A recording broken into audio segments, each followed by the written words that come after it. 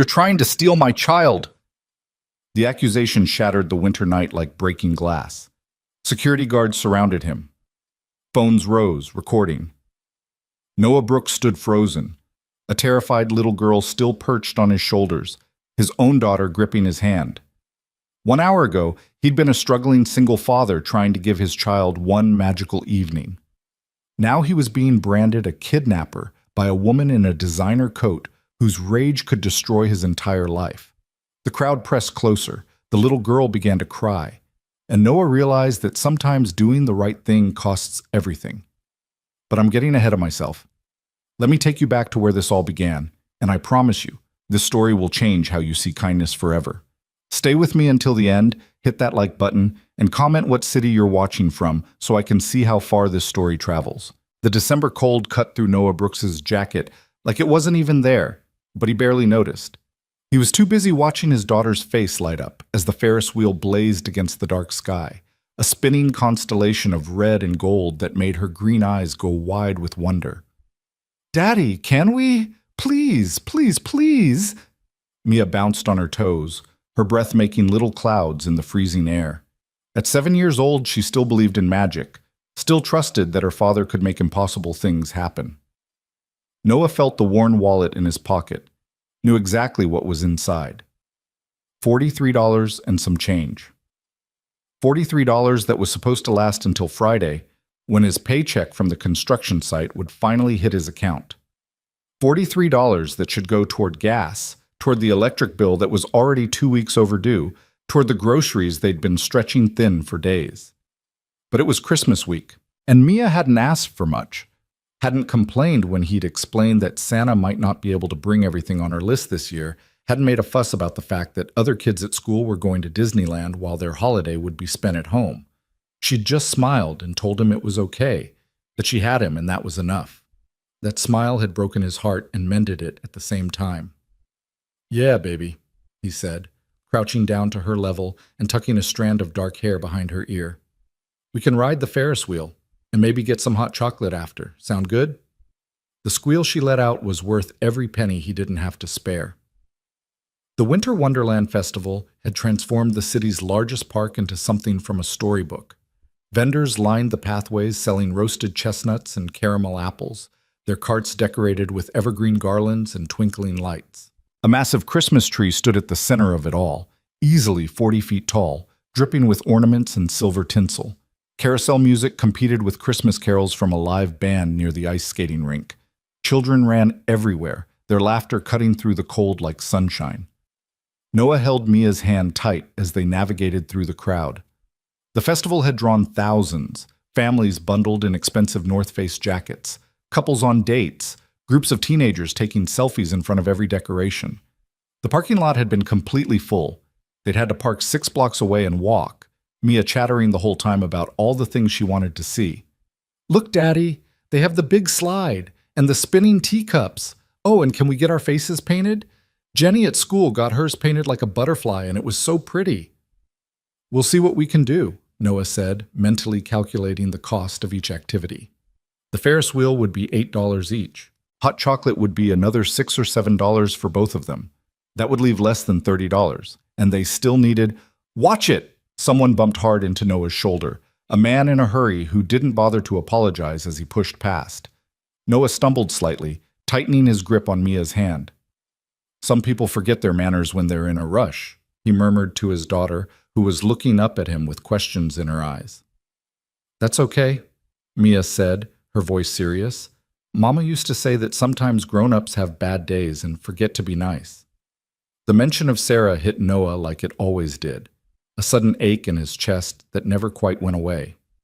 3 years since the cancer had taken her. 3 years of navigating parenthood alone, of working double shifts and missing school plays, of learning how to braid hair from YouTube videos and burning more dinners than he'd like to admit. 3 years of Mia growing up without her mother, and him trying desperately to be enough for both of them. "Your mama was a smart lady," he said quietly.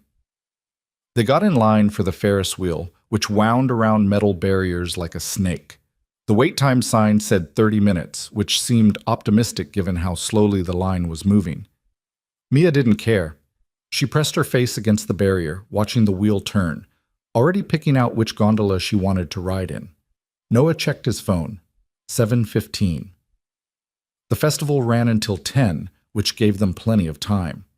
He'd promised Mia they could stay until closing, could see the big fireworks show they were advertising. It would mean she'd be exhausted for school tomorrow. Christmas break didn't start until Friday. But when did they ever get nights like this? When did he ever get to see her this happy? The line crept forward. A family in front of them, mother, father, 3 kids all wearing matching ugly Christmas sweaters, were taking pictures with a phone on a selfie stick. The youngest kid, maybe 4 years old, was crying because he wanted cotton candy now, not later. The mother looked frazzled. The father checked his watch repeatedly, and Noah felt a strange kinship with them. Parenting was chaos, no matter how much money you had. "Daddy, I'm cold," Mia said, pressing against his side. Noah unzipped his jacket, the same worn Carhartt he'd owned for 6 years, and wrapped it around both of them as best he could, pulling her close. She was small enough that it almost worked. "Better?" "Mm-hmm." She snuggled against him, and for a moment everything else fell away.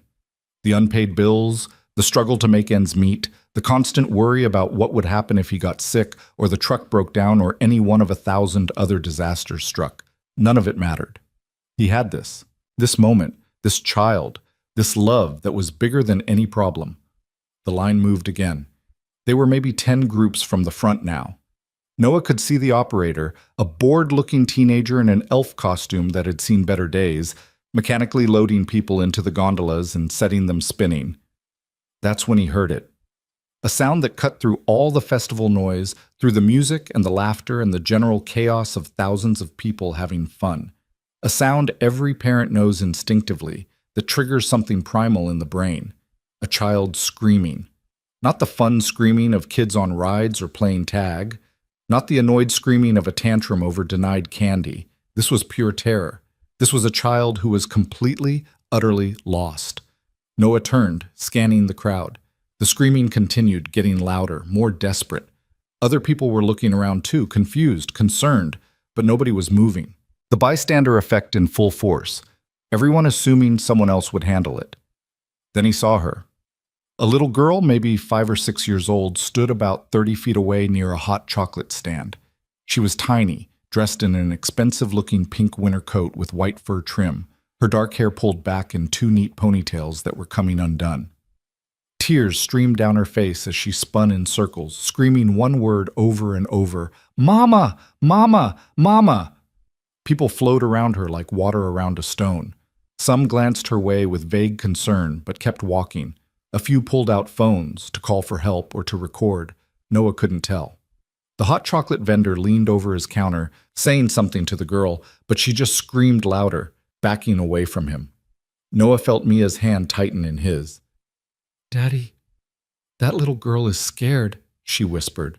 He looked down at his daughter, saw the empathy in her eyes.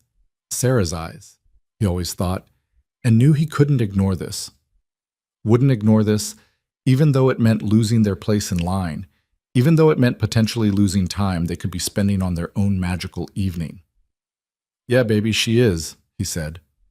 "Come on, let's see if we can help." He stepped out of line, ignoring the annoyed huff from the family behind them, who saw an opportunity to move up one spot. Mia followed without question, her hand secure in his as they made their way through the crowd toward the crying child. As they got closer, Noah could see more details. The girl's pink coat was definitely expensive. He'd learned to spot that kind of thing from his years in construction, working on luxury homes where people spent more on their children's wardrobes than he made in a month. Her shoes were those trendy designer sneakers that cost over $100. Even her hair ties looked fancy, with little pearls on them. But right now, she just looked terrified. "Mama!" she screamed again, her voice going hoarse. "Mama, where are you?" Noah approached slowly, the way you might approach a frightened animal. He crouched down a few feet away, making himself less intimidating. "Hey there, sweetheart," he said gently. "My name is Noah. Are you lost?" The little girl's eyes locked onto him, big brown eyes swimming with tears. Her chest heaved with sobs. I can't find my mama," she choked out. She was right here and then she was gone and I don't know where. Another sob cut her off. She hugged herself, shaking, whether from fear or cold. Noah couldn't tell. Mia tugged on his sleeve. Daddy, she needs help. I know, baby. We're going to help her. Noah kept his voice calm, reassuring, the same tone he used when Mia woke up from nightmares. Sweetie, what's your name? The little girl hiccuped, wiping her nose with her sleeve. Ella. That's a beautiful name. Ella, my name is Noah, and this is my daughter Mia. We're going to help you find your mama, okay? But I need you to take some deep breaths with me first. Can you do that? Ella nodded, still crying but trying to follow along as Noah demonstrated slow, deep breaths. Mia, bless her heart, crouched down next to him and started doing the breathing exercises too, giving Ella someone her own age to mirror. That's good, Noah encouraged. You're doing great, Ella. Now, can you tell me where you last saw your mama? Ella's lip trembled. We were looking at the gingerbread houses, the big ones. And I wanted to see the one with the candy canes, but Mama was looking at her phone and I just walked over a little bit, and when I turned around, she was gone. Fresh tears spilled down her cheeks. Noah's heart ached for her. He knew that panic, that specific terror of being a small child in a big world and suddenly realizing you're alone. Okay, that's good information, he said. You did a good job remembering that. The gingerbread house display. That's back near the main entrance, right? He stood up, looking around to get his bearings. The festival was massive, probably covering 20 acres of the park. The gingerbread display was on the opposite side from where they were now, at least a 10-minute walk. How had this little girl gotten so far? But even as he thought it, he knew the answer. When you're 5 years old and panicking, 10 minutes of running in the wrong direction feels like nothing. A security guard walked past, talking into his radio. Noah almost flagged him down, then hesitated. Maybe Ella's mother had already reported her missing. Maybe they were already looking. But looking where? The festival was enormous, packed with people. Finding one small child would be like finding a needle in a haystack. Ella, does your mama have a phone? Noah asked. The little girl nodded. Uh-huh. She's always on it. Do you know her phone number? Ella shook her head, looking miserable. I'm only 5. I don't know numbers that big yet. Noah thought fast. That's okay.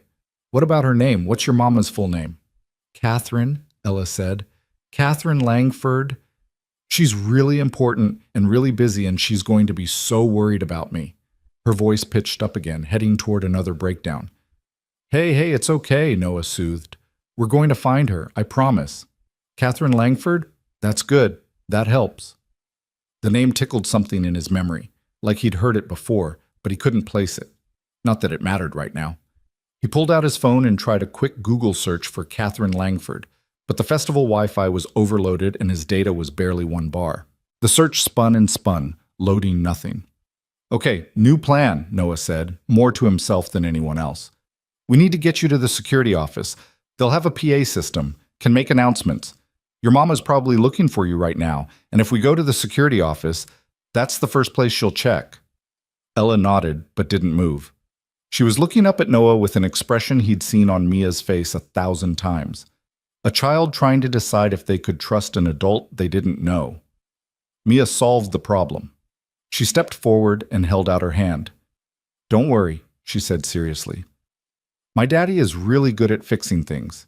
He'll help you find your mama. One time I got lost at the grocery store, and I was really scared, but he found me right away. He's the best daddy in the whole world. The simple, absolute confidence in Mia's voice seemed to be exactly what Ella needed. She took Mia's hand, and together the two girls looked up at Noah with complete trust. And just like that, Noah's simple evening out with his daughter became something more complicated. Okay, he said, trying to project confidence he didn't entirely feel. Let's go find your mama. The walk to the security office took them back through the heart of the festival. Noah kept both girls close, one hand holding Mia's and his other hand resting gently on Ella's shoulder so he wouldn't lose her in the crowd. People pressed in from all sides, families with strollers, groups of teenagers, couples holding hands. The noise was overwhelming.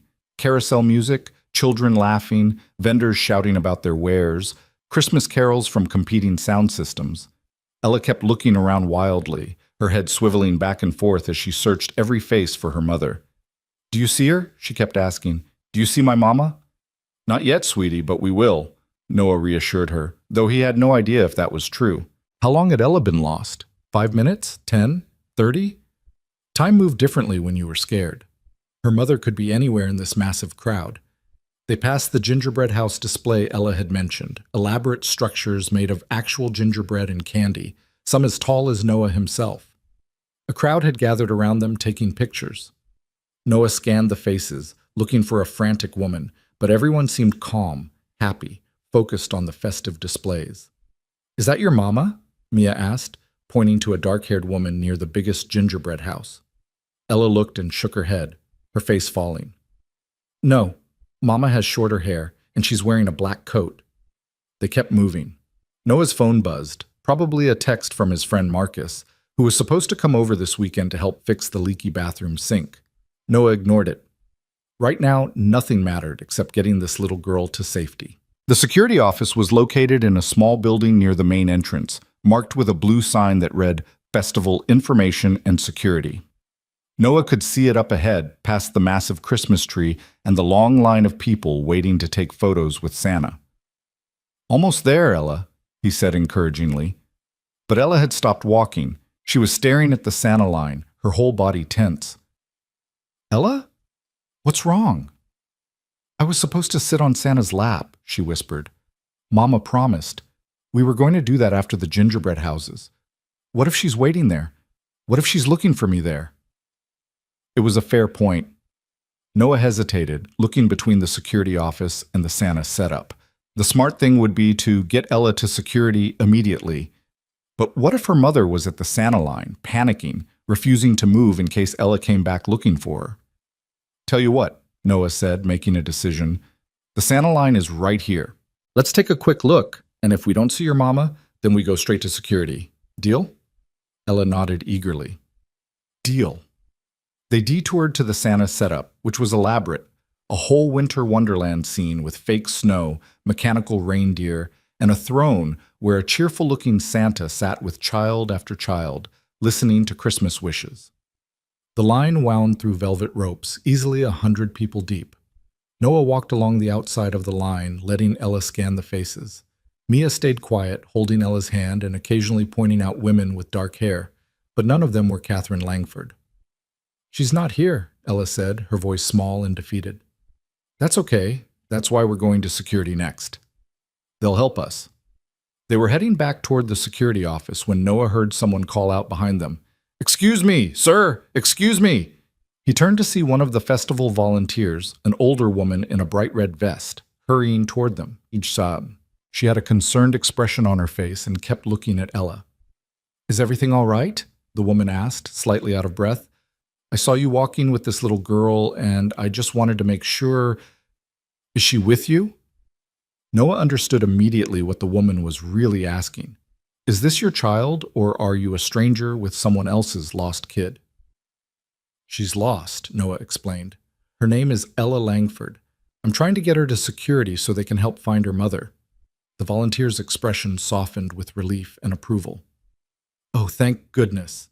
There are so many creeps in the world these days, you can never be too careful. What's your name, sir?"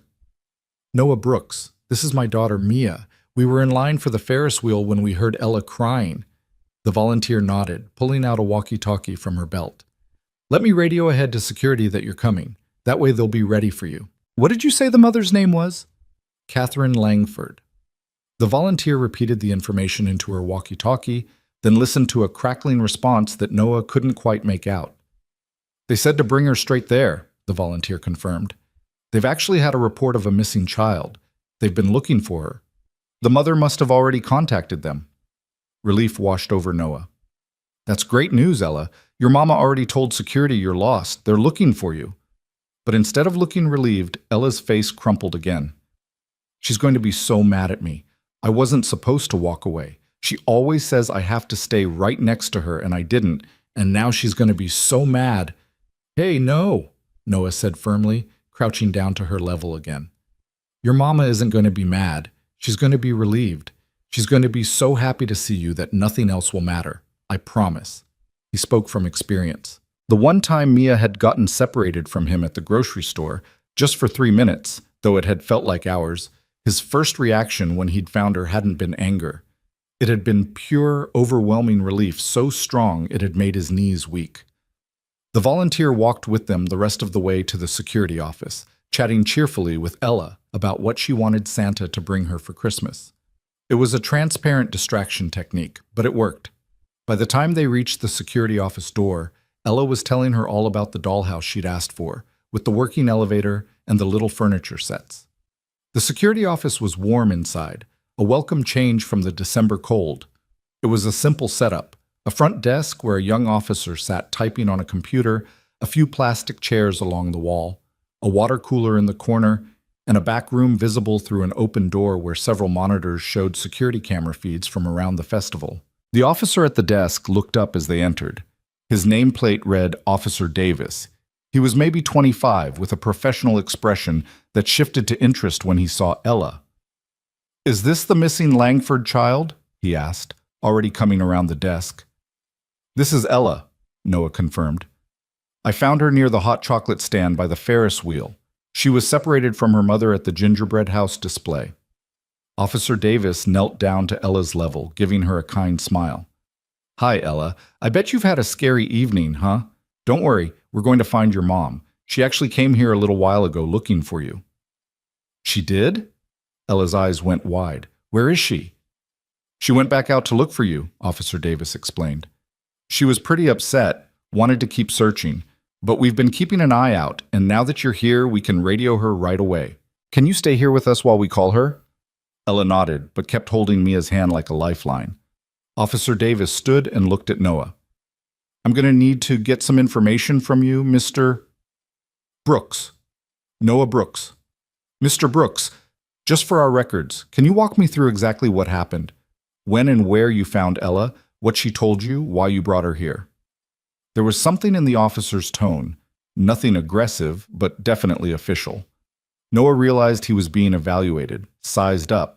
Of course he was. A grown man shows up with someone else's lost child. The security officer needed to make sure the situation was what it appeared to be. Noah explained everything clearly and concisely, hearing Ella's screams, approaching her carefully, learning her name and her mother's name, trying to Google the mother with no success due to bad signal, deciding to bring her to security as the safest bet. He mentioned the volunteer who'd radioed ahead, mentioned Mia being with him the whole time. Officer Davis listened, occasionally glancing at his computer screen where he was presumably taking notes. When Noah finished, the officer nodded. "That all sounds very straightforward. Thank you for bringing her here. You did the right thing." He pulled out a radio and spoke into it. "This is Davis at the main security office. We have the Langford girl, Ella, safe and sound. She was brought in by a festival guest. Can someone locate the mother and inform her to return to the security office immediately?" A burst of static, then a voice responded. "Copy that. Mother was last seen near the North Carousel. We'll locate her and bring her in." Officer Davis set down the radio and smiled at Ella. "Your mom will be here really soon. Would you like some hot chocolate while we wait? We've got packets in the back." Ella nodded shyly. The volunteer who'd walked them over offered to make it, disappearing into the back room. Noah felt Mia tug on his sleeve. When he looked down, she was giving him the look, the one that meant she needed to tell him something privately. He excused himself and stepped toward the corner with Mia. "What's up, baby?" "Daddy, are we still going to ride the Ferris wheel?" she whispered. "We lost our spot in line." Of course they had. Noah checked his phone. 7:45. They'd been dealing with this situation for half an hour. The Ferris wheel line would be even longer now, and they'd lost any chance of getting through it quickly. He felt a pang of guilt. This was supposed to be Mia's special night, their rare splurge on fun, and he'd spent it handling someone else's emergency. But when he looked at his daughter's face, he didn't see disappointment. He saw something else. Curiosity, maybe. Concern for Ella. "We might not have time for the Ferris wheel anymore," he admitted. "But we can still get hot chocolate and see some of the festival. Is that okay?" Mia considered this seriously, then nodded. "That's okay. I'm glad we helped Ella. She was really scared." God, he loved this kid. You have a kind heart, Mia. Your mama would be proud of you. Mia beamed up at him, and Noah felt that familiar mixture of pride and heartbreak that came whenever he thought about Sarah missing these moments. The volunteer returned with hot chocolate for Ella, who accepted it gratefully and sat in one of the plastic chairs, sipping it carefully. Mia sat next to her, and within minutes the two girls were chatting, Mia telling Ella about her school, Ella talking about her ballet classes. The easy friendship of children who didn't yet know to be guarded with strangers. Noah stood near Officer Davis's desk, feeling awkward and unsure if he should stay or go. Technically, his job was done. Ella was safe, her mother was being notified, everything was handled. But something kept him there. Maybe it was the fact that Ella kept looking over at him and Mia, like she needed the reassurance that they hadn't left her. Maybe it was his own curiosity about this Catherine Langford person. What kind of mother let her 5-year-old wander off at a crowded festival? Maybe it was just the responsible thing to do. Stay until he could hand Ella directly over to her parent and know for certain everything was resolved. 5 minutes passed. Then 10. Officer Davis made another radio call. Any update on the Langford mother? More static. Still searching. She's not answering her phone. We're checking the carousel area now. Ella looked up from her hot chocolate, anxiety creeping back into her expression. Where's my mama? She's coming, sweetie, Noah assured her. The park is really big. It might take her a few minutes to get here. But 15 minutes had passed now. Then 20. The officer made another call, this one sounding more urgent. How hard is it to find one woman? She was just at the North Carousel. Sir, she's not there anymore. We've got officers at every major location. She must be moving around, searching on her own. Officer Davis muttered something under his breath, then composed himself and gave Ella another reassuring smile. Your mom must really be looking hard for you. She's going to be so happy when she gets here. Noah checked his phone again. 8:15. The fireworks show would start at 9:30. There was still time, maybe, to salvage part of the evening with Mia. But he couldn't just leave, not with Ella looking at him with those big, trusting eyes every few minutes, like she needed to confirm he was still there. Daddy, can Ella have some of my hot chocolate money? Mia asked suddenly.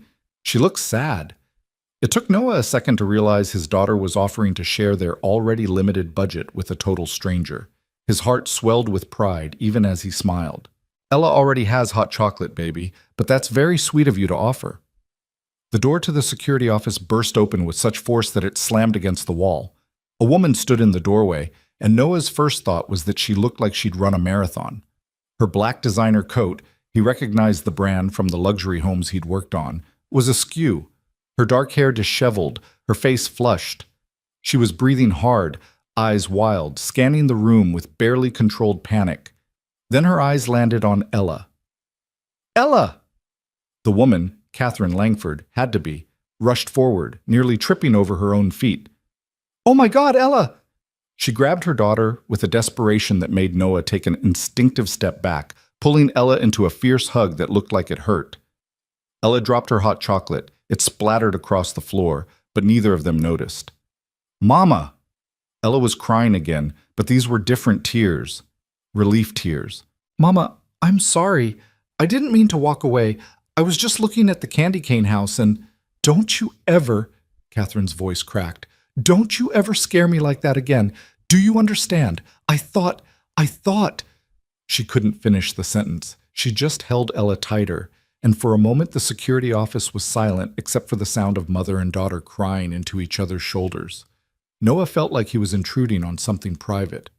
He started to step back, to quietly leave, but Officer Davis put a hand on his arm.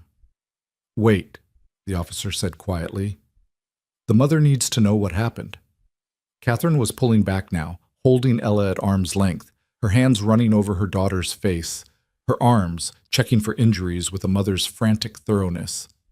Are you hurt? Did anyone hurt you? Tell me the truth, baby. Did anyone touch you or try to... Mama? No, Ella said, pulling away slightly. I'm okay. I was scared, but these people helped me. Noah and Mia helped me find you. It was only then that Catherine seemed to register that other people were in the room. Her gaze swept across Officer Davis, the volunteer, and landed on Noah. And something in her expression shifted. Noah saw it happen, saw the relief in her eyes harden into something else. suspicion. Her gaze dropped to Mia, then back to Noah, and he could practically see the thoughts forming in her mind. Catherine stood, pulling Ella behind her in a protective gesture. When she spoke, her voice had gone cold, sharp as broken glass. "Who are you?" The question hit Noah like an accusation. He felt Mia press against his side, confused by the sudden tension. "I'm Noah Brooks, ma'am. This is my daughter, Mia. We found Ella crying near the Ferris wheel. She was lost, scared. We brought her here to security so you could—" "You found her." Catherine's eyes narrowed. "You just happened to find my daughter alone and decided to— What? Take her for a walk around the festival?" The implication in her tone made Noah's stomach drop. "No, ma'am. I brought her straight to security. She didn't know your phone number and my cell signal wasn't working to Google you, so the safest thing was to—" "The safest thing?" Catherine's voice was rising now, taking on a hysterical edge. "The safest thing would have been to stay exactly where you found her. Every parent knows that. You stay in one place when you're lost. You don't go wandering around with strangers." Officer Davis stepped in, his voice calm and professional. "Miss Langford, Mr. Brooks did exactly the right thing. He brought Ella here immediately. We've been trying to reach you." But Catherine wasn't listening. Her eyes were locked on Noah, and he could see something building in her, some combination of fear and rage and relief all twisted together into something dangerous. "You had my daughter," she said, her voice shaking. "For how long? Half an hour? 45 minutes? You had my 5-year-old daughter, and I'm supposed to just believe you were trying to help?" "Mama, he did help!" Ella was crying again, tugging on her mother's coat. "He was nice. He and Mia stayed with me and made sure I was safe. And—" "Ella, be quiet," Catherine snapped, not taking her eyes off Noah. "You don't understand. You're a child. You don't understand what—" She took a step toward Noah, and he instinctively stepped back, pulling Mia with him. "Ms. Langford, I understand you're upset," he said, keeping his voice level even though his heart was pounding.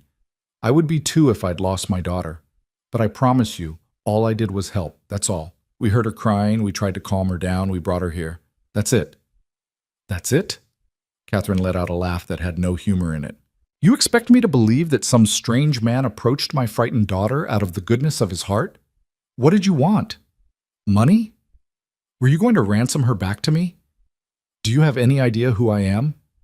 The accusation was so absurd, so far from what had actually happened, that Noah almost couldn't process it. What? No, I was just trying to help." "Mama, stop." Ella was sobbing now. "You're being mean. Noah and Mia were nice to me. Ella, get away from him, now!" Catherine grabbed Ella's arm and yanked her away from where she'd been standing near Mia. The movement was so sudden, so violent, that Ella cried out. And that's when everything went wrong. The door to the security office opened again. 2 more security officers entered, responding to the earlier radio calls. They saw Catherine, clearly distraught, clearly upset, and they saw Noah, a strange man, and their body language immediately shifted to alert.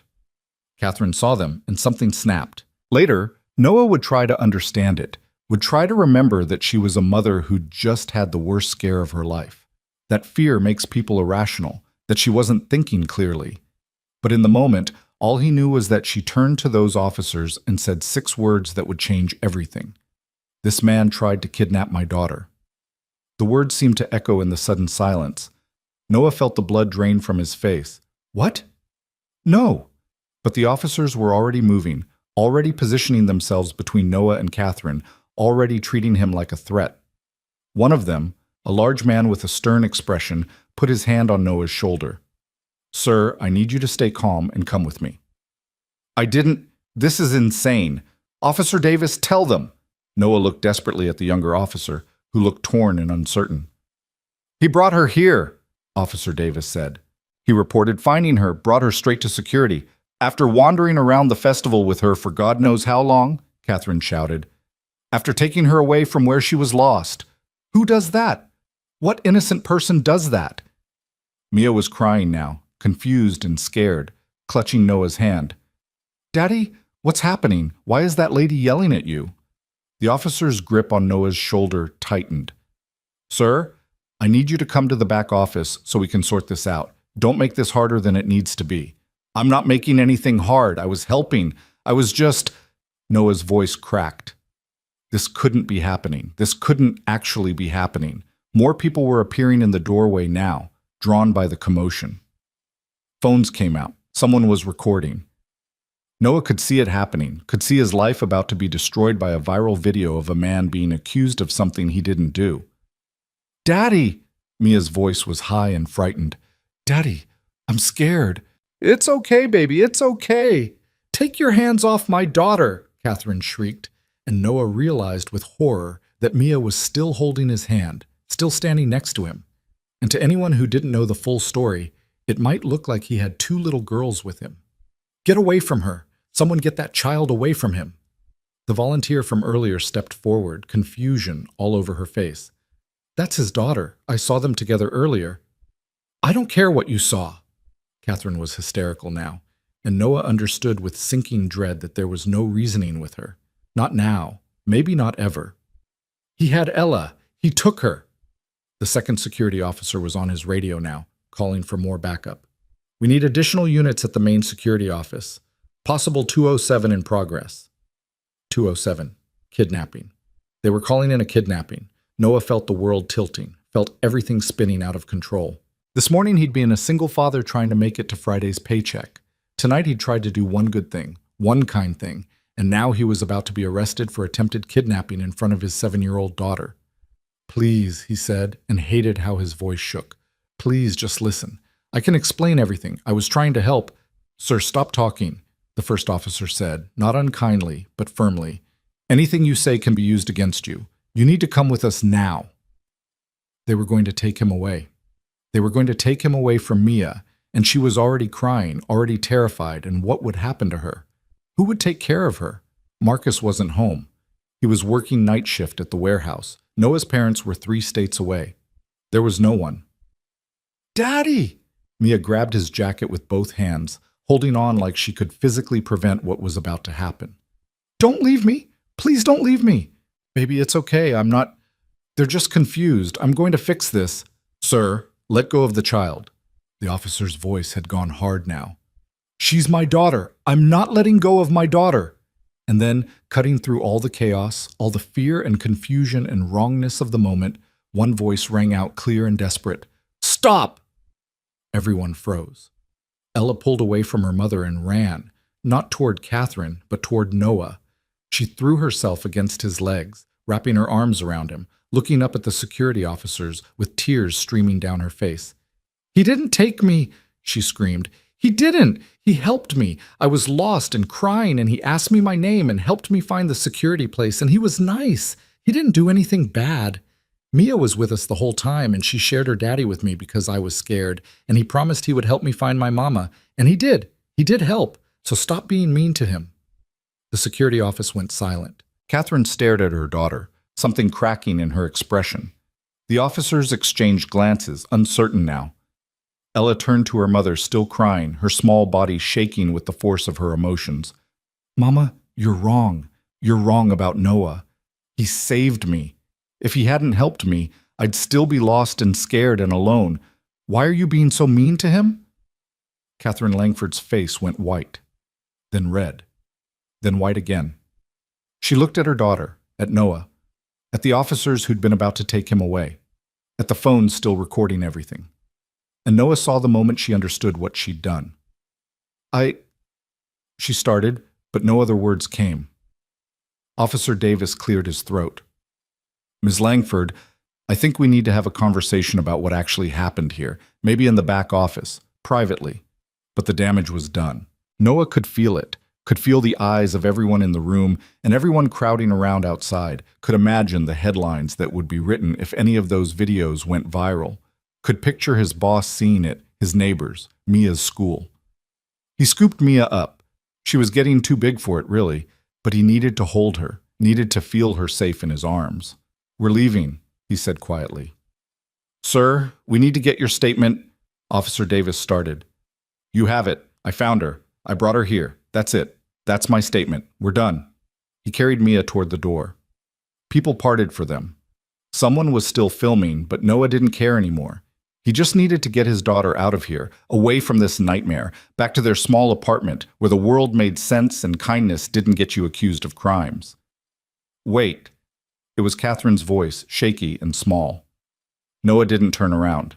Please wait, I made a mistake. But Noah was already outside, already walking through the festival that had seemed so magical an hour ago, and now just felt like a cage full of strangers. Mia had her face buried in his shoulder, crying quietly, and he rubbed her back and murmured reassurances that he didn't quite believe himself. Behind them, the security office erupted in voices, Catherine's, the officers, Ella crying again. But it didn't matter. Noah had learned a lesson tonight, one he should have known already. Sometimes being kind isn't enough. Sometimes doing the right thing costs you everything. And sometimes the world punishes you for trying to help. He carried his daughter past the Christmas tree, past the carousel, past the Ferris wheel where they should have been riding right now, laughing and making memories. Past all of it, toward the parking lot 6 blocks away, toward home, toward safety. The festival lights blurred in his vision, or maybe that was tears, and Noah held Mia tighter and kept walking, leaving the magic behind. The walk to the truck felt like it took hours, though Noah's watch said it was only 12 minutes. 12 minutes of carrying Mia through streets lined with parked cars, her face still buried in his shoulder, her small body trembling with leftover adrenaline. 12 minutes of replaying the scene in the security office over and over, hearing Catherine Langford's accusation echo in his mind like a bell that wouldn't stop ringing.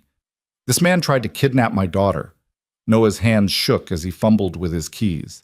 The old Ford F-150 looked even more beat up than usual under the harsh streetlights. The paint faded, the bumper held on with zip ties and hope. He unlocked Mia's door and set her gently in her booster seat, but when he tried to buckle her in, she clung to him. "Daddy, don't let go." "I'm not going anywhere, baby. I'm just buckling you in so we can go home." "Promise?" The word cracked something in his chest. "I promise. I will always come home to you. Always." She finally released him enough that he could secure the buckle. Her face was blotchy from crying, her eyes red-rimmed and enormous in the dim light. She looked so young, so breakable. "Why was that lady so mad at you?" Mia asked in a small voice. "You were helping her little girl." Noah closed his eyes for a moment, trying to figure out how to explain adult fear and prejudice to a 7-year-old. Sometimes when people are scared, they don't think clearly. Ella's mama was really scared because she couldn't find Ella, and that fear made her make a mistake. "But you didn't do anything wrong." "No, baby, I didn't." "Then why did those police people want to take you away?" "Because sometimes the world is confusing and unfair, and people don't always see the truth right away." He kissed her forehead. "But it's okay now. We're okay. We're going home." He walked around to the driver's side, climbed in, and sat there for a moment without starting the engine. His hands were still shaking. The whole night felt surreal, like something that had happened to someone else. How had a simple act of kindness turned into such a disaster? His phone buzzed in his pocket. He pulled it out and saw 3 missed calls from a number he didn't recognize, and 1 text message from the same number. "This is Officer Davis from Festival Security. Please call me when you can. I need to complete my report and I want to make sure you're okay." Noah deleted the message without responding. He didn't want to think about reports or statements or any of it. He just wanted to get Mia home, make her some hot chocolate, and pretend this night had never happened. The drive back to their apartment complex took 15 minutes through mostly empty streets. The holiday decorations that lined the main road, plastic Santas and inflatable snowmen in front yards, colored lights strung along roof lines, looked garish now instead of cheerful. Noah kept the radio off. Mia stayed quiet in the back seat, staring out the window. Their apartment was in a complex called Meadowview Gardens, though there were no meadows, and the only garden was a sad strip of grass between buildings where nothing much grew. It was a 2-bedroom unit on the 2nd floor of Building C, with thin walls and a heater that rattled all night. The rent was $800 a month, which was cheap for the area, but still took most of Noah's paycheck. The place wasn't much, but it was theirs. Noah parked in his assigned spot, number 47, and helped Mia out of the truck. She took his hand as they climbed the exterior stairs to their floor, her grip tight like she was afraid he might disappear. Inside, the apartment was cold. Noah had turned the heat down before they left to save money. He flipped it back up now and told Mia to get into her pajamas while he made them both some real hot chocolate, not the festival kind. While the milk heated on the stove, Noah stood at the kitchen counter and let himself shake. Now that Mia wasn't watching, now that he didn't have to be strong, the full weight of what had almost happened crashed over him. He could have been arrested, could have been charged. Even if the charges were eventually dropped, and they would have been once everyone looked at the facts, the accusation alone could have destroyed him. His boss wouldn't want an employee accused of attempted kidnapping working on clients' homes. Mia's school would look at him differently. The whole neighborhood would whisper. And for what? For helping a lost child? The milk started to boil over. Noah cursed and pulled it off the heat, his hands still unsteady. He poured it into 2 mugs, added cocoa powder and a splash of vanilla, stirred in some sugar. When he brought both mugs to the living room, Mia was curled up on their threadbare couch in her favorite pajamas, the ones with the stars on them, getting too small, but she refused to give them up. "Here you go, baby." She took the mug carefully, blowing on it. "Can we watch a movie?" "It's almost 9. You have school tomorrow." "Please? I don't want to go to sleep yet. I keep seeing that lady's angry face." Noah's heart squeezed. "Okay. 1 movie, you pick." Mia chose Moana, which she'd seen at least 20 times. Noah put it on and sat next to her, and she immediately curled into his side, balancing her hot chocolate carefully. The familiar song started playing, and slowly, gradually, he felt her body relax against him. His phone buzzed again, another call from the festival security number. Noah declined it and turned his phone to silent. Halfway through the movie, Mia's hot chocolate was gone and her eyes were drooping. Noah carried her to her bedroom, a small space they'd tried to make cheerful with purple walls and glow-in-the-dark stars on the ceiling. He tucked her into bed and sat on the edge of the mattress. "Daddy?" "Yeah, baby?" "Are we still going to have Christmas?" The question surprised him. "Of course we are. Why would you ask that?" "I don't know. Everything felt scary tonight, like things were breaking." Noah smoothed her hair back from her forehead. "Things aren't breaking. We're okay. We're always going to be okay because we have each other. And yes, we're going to have Christmas. I promise." "Will Santa still come?" They'd had the Santa conversation last year when a kid at school had told Mia the truth. Noah had confirmed it, gently, and Mia had been disappointed but understanding. Now they had a tradition where Noah left her a small gift from Santa anyway, just to keep a little of that magic alive. "Santa will definitely still come," Noah said. "Now get some sleep, okay?" He kissed her forehead, turned on her nightlight, and left the door cracked open the way she liked it. Then he went back to the living room and collapsed on the couch. His phone had 3 more missed calls and now a text from a different number. "Mr. Brooks, this is Catherine Langford. Officer Davis gave me your number. I need to speak with you. Please call me." Noah stared at the message for a long moment. The audacity of it amazed him. This woman had accused him of trying to kidnap her daughter in front of witnesses and cameras, had nearly gotten him arrested, had traumatized Mia, and now she wanted to talk? He typed out a response. "I have nothing to say to you." He hit send before he could second-guess himself, then blocked the number. The movie was still playing, Moana sailing across the ocean. Noah watched without really seeing it, his mind elsewhere. He kept thinking about Ella's face when she'd run to defend him, kept hearing her small voice shouting, "He didn't take me!" At least one person had told the truth tonight. One 5-year-old with more courage than any of the adults in that room. His phone buzzed again. A new number this time. Noah almost ignored it, but something made him check. "Mr. Brooks, this is Catherine Langford again. Please don't block this number. I understand you're angry. You have every right to be. But I need to apologize to you properly. What I did was unforgivable, but I'm asking for a chance to make it right, please." Noah read the message 3 times. Part of him wanted to block this number too, to shut out anything related to tonight and try to move on. But another part of him, the part that had been raised to believe in second chances, that had learned from Sarah's death that life was too short to carry anger, made him hesitate. He didn't respond, but he didn't block the number either. Sleep didn't come easy that night. Noah lay in bed staring at the ceiling, watching the shadows from the streetlight outside shift across the walls. Every time he closed his eyes, he saw Catherine Langford's face twisted with rage, heard her accusation, felt the security officer's hand on his shoulder. Around 2 in the morning, he got up and checked on Mia. She was sprawled across her bed the way she always slept, one arm thrown over her stuffed elephant, her face peaceful.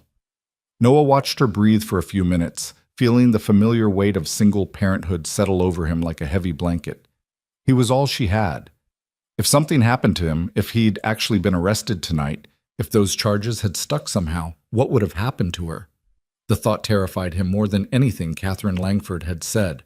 Back in his own bed, Noah finally drifted off around 3 into restless dreams filled with crowds and accusations and Mia's crying face. His alarm went off at 6:30. Noah silenced it and lay there for a moment, feeling like he'd been hit by a truck. His whole body ached with tension and lack of sleep. But Mia had school, and he had a job site to get to, so he dragged himself up and into the shower. By 7, he had Mia up and eating cereal at their small kitchen table. She was quiet, pushing her Cheerios around in the bowl. "You okay, baby?" Noah asked, pouring himself a second cup of coffee. "Yeah." She didn't sound convincing.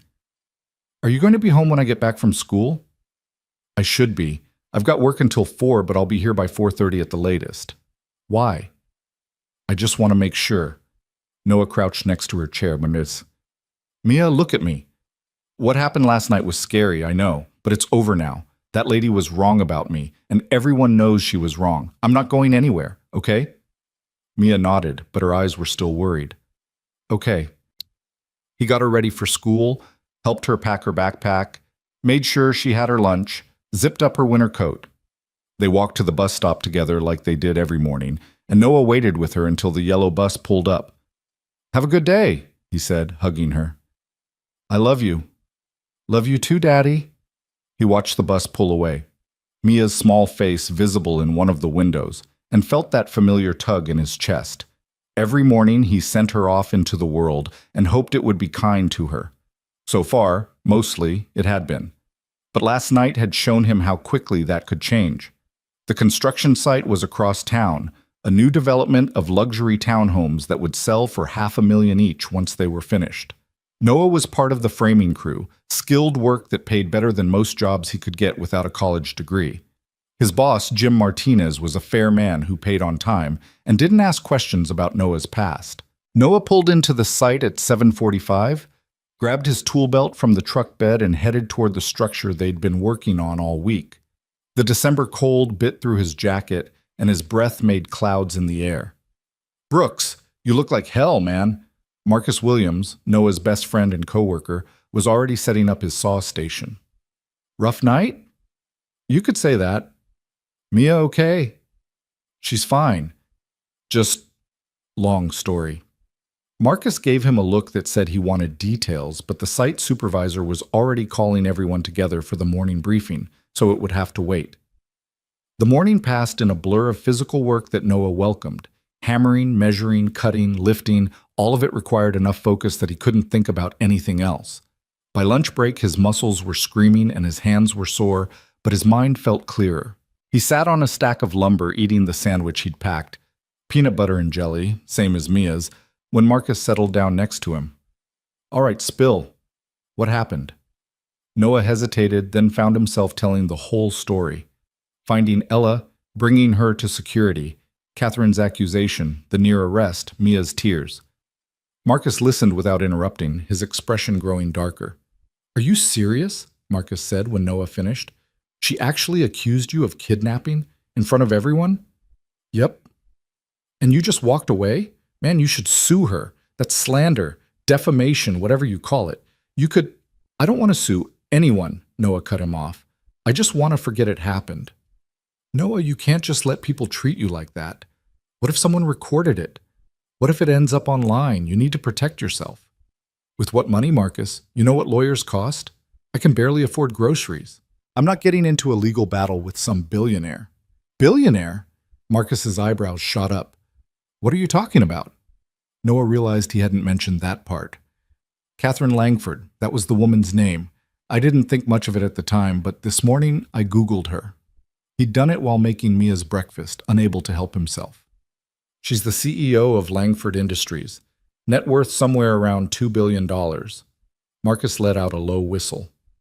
You helped a billionaire's kid, and she accused you of kidnapping. That's insane. Welcome to my life. They ate in silence for a few minutes. Then Marcus said, She tried to contact you? Twice. Different numbers. Says she wants to apologize. You respond? I told her I had nothing to say to her. Good. Stay away from people like that, man. They live in a different world. They don't think like us. Noah nodded, but he couldn't stop thinking about Ella's face when she defended him. The kid had been genuinely grateful, genuinely trying to make things right. She'd stood up to her own mother for him. That took guts. His phone buzzed in his pocket. Noah pulled it out and saw another message from the second number Catherine had used. Mr. Brooks, I understand you don't want to hear from me, but please know that I've spoken with festival security and made sure they have a complete, accurate report. I've also told them that I was wrong and that you did nothing but help my daughter. I know this doesn't undo what I said, but I wanted you to know that I'm trying to make sure there are no consequences for you from my mistake. I'm truly, deeply sorry. If you ever decide you're willing to talk, I'll be here. Catherine Langford. Noah showed the message to Marcus, who read it and snorted. She thinks an apology text makes up for almost getting you arrested? I don't think she thinks it makes up for it. I think she's just trying. Man, you're too nice. That's always been your problem. Maybe Marcus was right. Maybe being nice was Noah's problem. It had certainly gotten him in trouble last night. But he thought about Mia watching him help Ella, learning by example what it meant to be a good person. If he taught her to turn her back on people who needed help just because it was risky, what kind of lesson was that? The afternoon at the site passed like the morning. Hard physical work that left little room for thinking. By the time Noah clocked out at 4, he was exhausted but grateful for it. He drove home through rush hour traffic, picked up some groceries with what was left of his grocery budget, spaghetti, sauce, a bagged salad that was on sale, and made it back to the apartment by 4:25. Mia got home at 4:30 like clockwork. Noah heard the bus pull up and went to meet her at the door. She came in looking tired, dropping her backpack in the entryway. How was school? Okay, I guess. We had a spelling test. How'd you do? Pretty good. I only missed 2 words. That's great, baby. Go get changed and then you can have a snack while I make dinner. While Mia was in her room, Noah's phone rang. Not a text this time, an actual call from the number Catherine had been using. He stared at it for a long moment, his thumb hovering over the decline button. Then, for reasons he couldn't quite explain to himself, he answered, Hello? Mr. Brooks? Catherine Langford's voice was different than it had been last night, quieter, uncertain. Thank you for answering. I wasn't sure you would. I wasn't sure I would either. There was a pause. Noah could hear background noise on her end, voices, movement, like she was in a busy place. I won't take much of your time, Catherine said. I need you to know how sorry I am. What I did last night was inexcusable. I was terrified and I lashed out at the wrong person, and I traumatized you and your daughter in the process. There's no excuse for that. Noah didn't say anything. He didn't know what to say.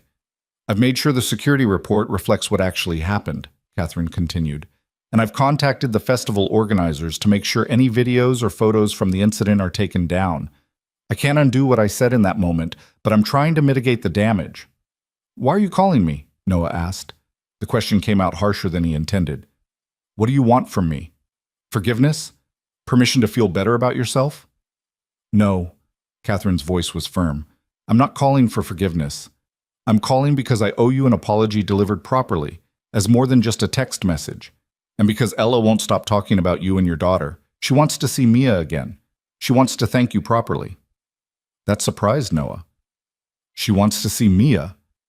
She hasn't stopped talking about her since last night, about how kind Mia was, how she shared her daddy with a stranger, how brave she was. Ella doesn't have many friends. We move a lot for my work, and she's shy, but she really connected with Mia. Noah thought about that. Mia had seemed taken with Ella too, even in the midst of all the chaos. But letting the girls see each other meant more contact with Catherine Langford, and that felt dangerous. I don't think that's a good idea, he said. I understand. I just wanted you to know that the offer is open, if you ever change your mind. Catherine paused. Mr. Brooks, can I ask you something? What? Why did you help her? You had your own daughter with you, your own plans for the evening. Most people would have just flagged down a security guard and kept walking. Why did you stop? Noah looked through the doorway to where Mia was coming back out of her room in sweatpants and her favorite sweater, the one with the rainbow on it. Because someone needed help and I could give it. That's reason enough. That's not how most people think. Maybe more people should. Another pause. Then Catherine said, I'd like to do something for you, to thank you properly and to try to make up for what I put you through. Please, let me buy you dinner, you and Mia, somewhere nice, anywhere you want. Ella would love to see Mia again, and I'd like the chance to apologize in person. I don't want your money or your fancy dinners. It's not about the money, it's about making amends. You can't make amends for what you did with a dinner. I know that. Catherine's voice was quiet. But I have to try something, please. One dinner. If you hate every second of it, you never have to hear from me again. But give me a chance to show you that I'm not just the worst version of myself that you saw last night. Noah closed his eyes. Every instinct told him to say no, to hang up, to keep his distance from this woman and her world. But he thought about Ella standing up for him, about the look on Mia's face when she'd been talking to the younger girl, about Sarah's voice in his head saying that everyone deserves a second chance. One dinner, he heard himself say. Somewhere casual. Not some five-star place where I don't know which fork to use. Anywhere you want. And if Mia seems uncomfortable at all, we leave. No questions asked. Of course. When? Would this Saturday work? I know it's close to Christmas, but Saturday's fine. Noah didn't have any other plans. He never had plans anymore. Thank you, Mr. Brooks. Thank you for giving me this chance. Call me Noah, and I'm not promising anything except showing up. That's all I'm asking. They made arrangements. A family restaurant Mia liked, nothing fancy, 6 o'clock on Saturday. When Noah hung up, he stood there for a moment wondering what he'd just agreed to. Daddy? Who was that? Mia appeared at his elbow, looking curious. That was Ella's mom, the little girl from last night. Mia's eyes went wide. Is she still mad at you? No, baby, she's not mad. She actually wanted to apologize, and she wanted to know if you'd like to have dinner with Ella on Saturday. Really? I can see Ella again? The pure excitement in Mia's voice made Noah's decision feel a little less crazy. Yeah, really, would you like that? Yes, oh yes, can we, Daddy, please? We're going to. I already said yes. Mia threw her arms around him, hugging him tight. Thank you, thank you, thank you. I liked Ella. She was scared, but she was still nice. And I want to make sure she's okay. Noah hugged her back, breathing in the strawberry scent of her shampoo. You have such a kind heart, baby girl. I learned from you. Those 4 words settled into Noah's chest and stayed there, warm and heavy. He'd spent 3 years worrying he wasn't enough, that Mia needed more than one grieving, struggling father could give her. But maybe he was teaching her the right things after all. They had spaghetti for dinner, Mia chattering the whole time about what she and Ella might do on Saturday, what she should wear, whether she should bring one of her toys to show Ella. Noah listened and made appropriate responses, but part of his mind was elsewhere, thinking about Saturday, about facing Catherine Langford again, about whether this was a terrible mistake. After dinner, Mia did her homework at the kitchen table while Noah washed dishes. His phone buzzed with one more text from Catherine. Thank you again for agreeing to dinner. I know I don't deserve your kindness. I'll do everything I can to make Saturday good for both our daughters. See you then. Noah didn't respond, just dried his hands and went to help Mia with her math worksheet. The next few days passed in their usual rhythm. Work at the construction site during the day, picking Mia up from school in the afternoon, making dinner, helping with homework, bedtime routines. Noah didn't tell anyone else about the Saturday dinner plans except Marcus, who thought he was crazy. You're walking into the lion's den, man, Marcus said during their lunch break on Thursday. Rich people like that, they don't apologize because they feel bad. They apologize because it makes them look good. Maybe.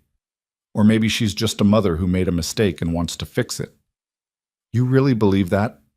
Noah thought about the tone of Catherine's voice on the phone, the vulnerability in it. I don't know what I believe, but I'm going to give her a chance to prove it one way or another. Friday after work, Noah took Mia to Target to get her a new outfit for the dinner. He couldn't really afford it. The electric bill was now 3 weeks overdue, and he'd gotten a disconnect notice. But he wanted Mia to feel special, and she'd been talking about the dinner all week with such excitement that he couldn't bear to dampen it. They found a dark blue dress with silver stars that Mia loved, on clearance for $18. Noah bought it along with new tights and told himself he'd figure out the electric bill somehow. He always did. Saturday arrived cold and clear. Noah spent the morning cleaning the apartment even though they weren't bringing anyone home, then helped Mia get ready. She put on her new dress and asked him to do her hair in 2 braids, which he managed after 3 attempts and a YouTube tutorial. "Do I look okay, Daddy?" she asked, spinning in front of their full-length mirror. "You look beautiful, baby." "What are you going to wear?"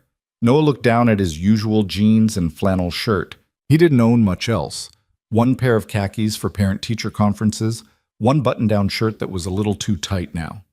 He settled on his newest jeans, a black sweater Sarah had bought him years ago, and his only pair of shoes that weren't work boots or sneakers. They left the apartment at 5:30, even though the restaurant was only 15 minutes away. Noah wanted to be early, wanted to be in control of at least one aspect of this evening. The restaurant was called Frankie's Family Kitchen, a local chain that Mia loved because they had crayons at every table and chicken fingers shaped like dinosaurs.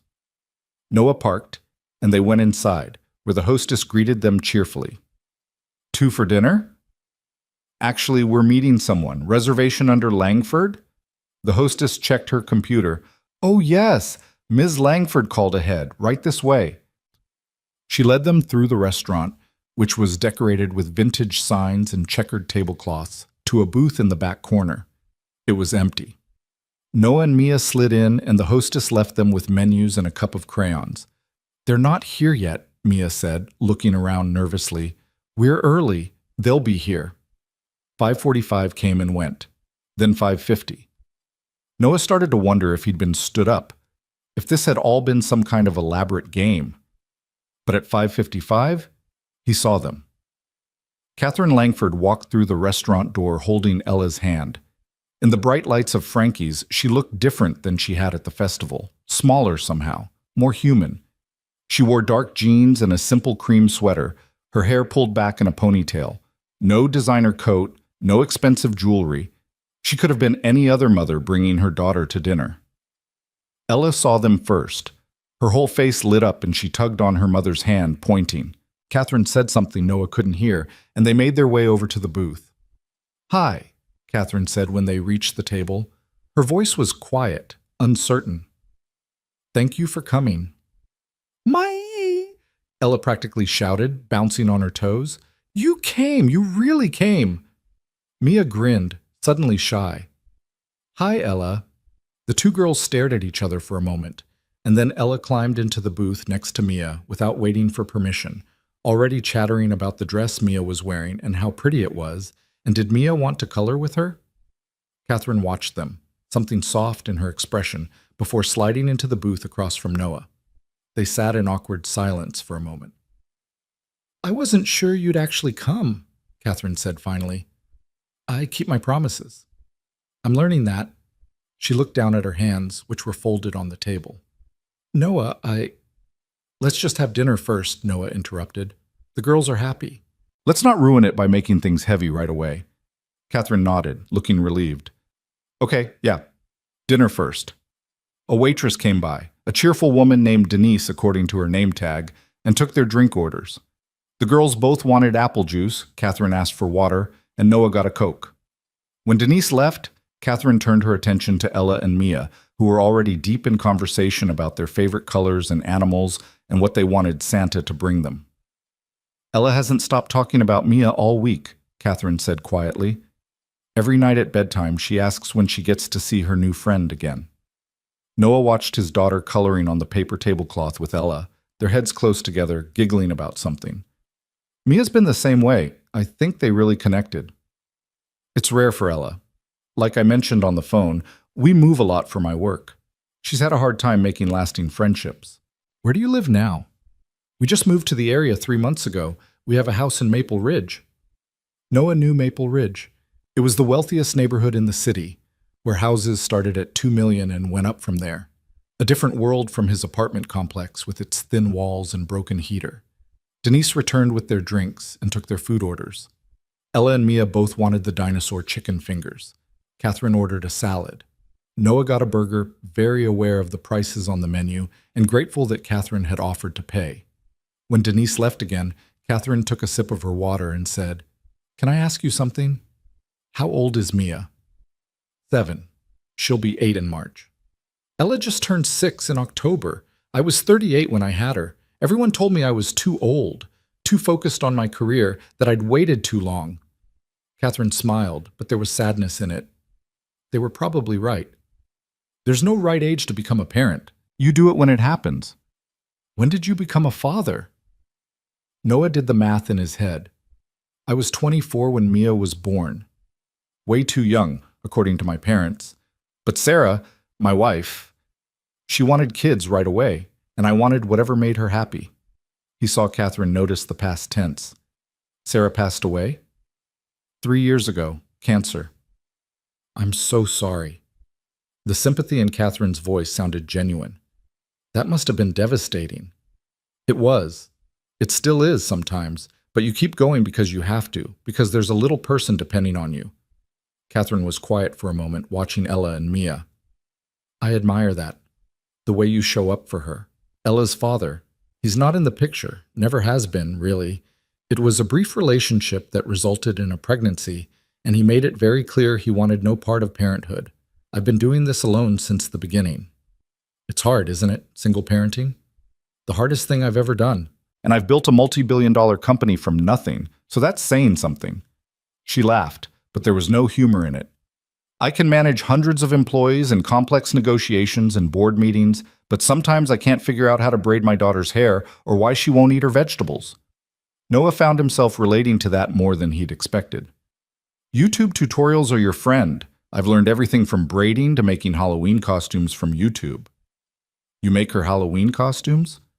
Can't afford to buy them, but don't tell Mia that. She thinks I make them because I'm crafty. Catherine's expression shifted into something Noah couldn't quite read. Before she could respond, their food arrived. The girls attacked their dinosaur chicken fingers with enthusiasm, and for a few minutes everyone focused on eating. Noah was halfway through his burger when Ella suddenly said, "Mama, did you say sorry to Noah yet?" The table went silent. Catherine's face flushed. "Ella, we talked about this, but you said you were going to apologize. You said what you did was wrong, and you had to make it right." Ella turned to Noah, her expression serious. "My mama was really mean to you at the festival, but she feels really bad about it. She cried about it every day this week." "Ella!" Catherine looked mortified, but Noah was looking at this little girl who had no filter, no guile, who just said exactly what she was thinking. And despite everything, he found himself almost smiling. "It's okay, Ella. Your mama and I are working it out. Good. Because you're nice and you helped me, and she shouldn't have yelled at you." Ella went back to her chicken fingers like the matter was settled. Mia was watching the whole exchange with wide eyes. Noah gave her a reassuring smile, and she relaxed, picking up a crayon to continue her drawing. Catherine cleared her throat. "She's not wrong. I do owe you a proper apology, and I've been putting it off because I don't know how to put into words how sorry I am." She set down her fork and looked directly at Noah. "What I did at that festival was unforgivable. I let my fear override my judgment, and I accused you of something horrible when all you were doing was helping my daughter. I traumatized you and Mia, and I could have ruined your life. There's no excuse for that, and I'm sorrier than I can express." Noah set down his own burger. "I understand being scared. If Mia was lost, I'd be terrified too. But you went from scared to accusatory so fast, and you didn't even pause to listen to what actually happened. That's what I can't get past. Not that you were afraid, but that you were so ready to believe the worst of a complete stranger. You're right, and I think that says more about my own issues than it does about you." Catherine's voice was quiet. "I spend my days in boardrooms full of people trying to take advantage of me, trying to get something from me. I've learned to be suspicious, to trust no one, to always look for the angle, and I let that bleed into every part of my life, including how I parent. When I couldn't find Ella, my first thought wasn't that some good Samaritan had helped her. It was that someone had taken her to ransom her back to me for money, because that's how I've learned to see the world. She looked down at her hands. But that's my problem to fix. It's not an excuse for what I did to you. Noah thought about that, about living in a world where you couldn't trust anyone's motives, where every kind gesture might be a manipulation. It sounded exhausting. Apology accepted, he said finally. Not because what you did was okay, but because I don't want to carry anger around, and because our daughters clearly want to be friends, and I don't want my issues with you to ruin that for them.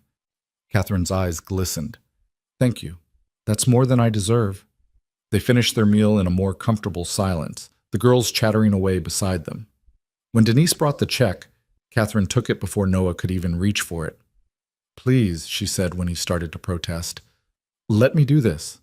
Noah nodded and sat back, watching as Catherine pulled out a black credit card and handed it to Denise without even looking at the total. Can Mia come to our house sometime? Ella asked suddenly. We have a big playroom and lots of toys and a yard with a swing set. Noah and Catherine looked at each other across the table. Maybe sometime, Noah said carefully, if that's okay with your mama. Of course it's okay, Catherine said. Ella doesn't have many friends over. I'd love for Mia to visit. And can I come to Mia's house? Ella pressed. Mia looked at Noah with hopeful eyes. He thought about his small apartment with its threadbare furniture and broken heater, thought about how it would look to someone like Catherine Langford.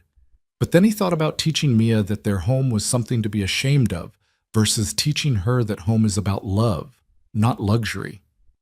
Sure, baby. Ella can come visit us too. The girls cheered, already making plans for all the things they'd do together. Denise returned with the receipt and Catherine signed it. As they all slid out of the booth, Ella grabbed Mia's hand. This was the best dinner ever, she announced. Mia grinned. Yeah, it was. Outside, the December night had turned even colder. Noah pulled Mia's coat tighter around her while Catherine did the same for Ella. The parking lot was half full, and Noah could see his beat-up truck parked near the back. Thank you again for coming, Catherine said, and for giving me a chance to apologize properly. Thank you for dinner. They stood there awkwardly for a moment, and then Ella threw her arms around Mia in a fierce hug. Bye, Mia. I'll see you soon. Bye, Ella. The two girls separated reluctantly, and Catherine took Ella's hand to walk her to their car, a sleek black Mercedes that probably cost more than Noah made in 5 years. Noah and Mia walked to the truck, and he lifted her into her booster seat. I really like Ella, Mia said as he buckled her in, and her mama seems nice now, not scary like at the festival. People can surprise you, Noah said. Sometimes they show you their worst side first, but that doesn't mean that's all they are. As he drove them home through the quiet streets, Noah found himself thinking about second chances and the strange ways life connected people. A week ago, he didn't know Catherine or Ella Langford existed. Now their daughters were planning playdates, and he was trying to figure out what to make of a woman who'd almost destroyed his life and then bought him dinner to apologize. His phone buzzed as they pulled into the apartment complex. A text from Catherine's number. Thank you again for tonight. Ella is already asking when she can see Mia again. If you're free next Saturday, we'd love to have you both over to our house for lunch. No pressure, just an offer. Either way, I'm grateful you gave me this chance. See. Noah didn't respond right away, just helped Mia out of the truck and up the stairs to their apartment. But later, after Mia was asleep and he was sitting on the couch with a beer he couldn't really afford, he pulled out his phone and typed, Next Saturday works. Just send me your address. He hit send before he could overthink it, before he could talk himself out of whatever this was becoming. 3 dots appeared immediately, Catherine typing a response. Then, thank you. I promise we'll make it a good day. Address is 2847 Birchwood Lane. Come around noon? We'll be there. Noah set his phone down and took a long drink of his beer, staring at the ceiling. Somewhere across town, in a house he could probably fit his entire apartment into 3 times over, a woman he'd met under the worst possible circumstances was probably doing the same thing, sitting alone after her daughter went to bed, trying to figure out what came next. And Noah realized that despite everything, despite the accusations and the fear and the fundamental difference in their worlds, he was curious enough to find out. The week leading up to Saturday felt longer than it should have. Noah went through his usual routines, work at the construction site, picking up Mia from school, making dinner from whatever was left in the pantry. but his mind kept drifting to that address Catherine had sent him. 2847 Birchwood Lane. He'd Googled it one night after Mia went to bed, using the satellite view to see what he was getting himself into. The house was massive, not just big, but estate-level massive, with perfectly manicured lawns and what looked like a separate guest house in the back. Noah had zoomed in on the image until he could see the stone fountain in the circular driveway, the tall windows that probably cost more than his truck, the privacy fence that surrounded the entire property. "You're overthinking this," Marcus had told him on Thursday when Noah mentioned his nervousness during lunch break. "It's just lunch. You go, the girls play, you eat some fancy food, you leave. What's the worst that could happen?" But Noah couldn't shake the feeling that he was walking into something bigger than just lunch. Every time his phone buzzed with a text from Catherine, and she'd been texting throughout the week, friendly messages about what Ella was excited to show Mia, asking if Mia had any food allergies, making sure noon still worked. He felt that same mix of curiosity and caution. On Friday night, Mia laid out 3 different outfits on her bed, trying to decide what to wear to Ella's house. "What about this one?" she asked, holding up her favorite purple shirt with the sparkly heart. "That's nice, baby." "But maybe this one is better?" She switched to a pink dress she'd worn to her school's spring concert last year.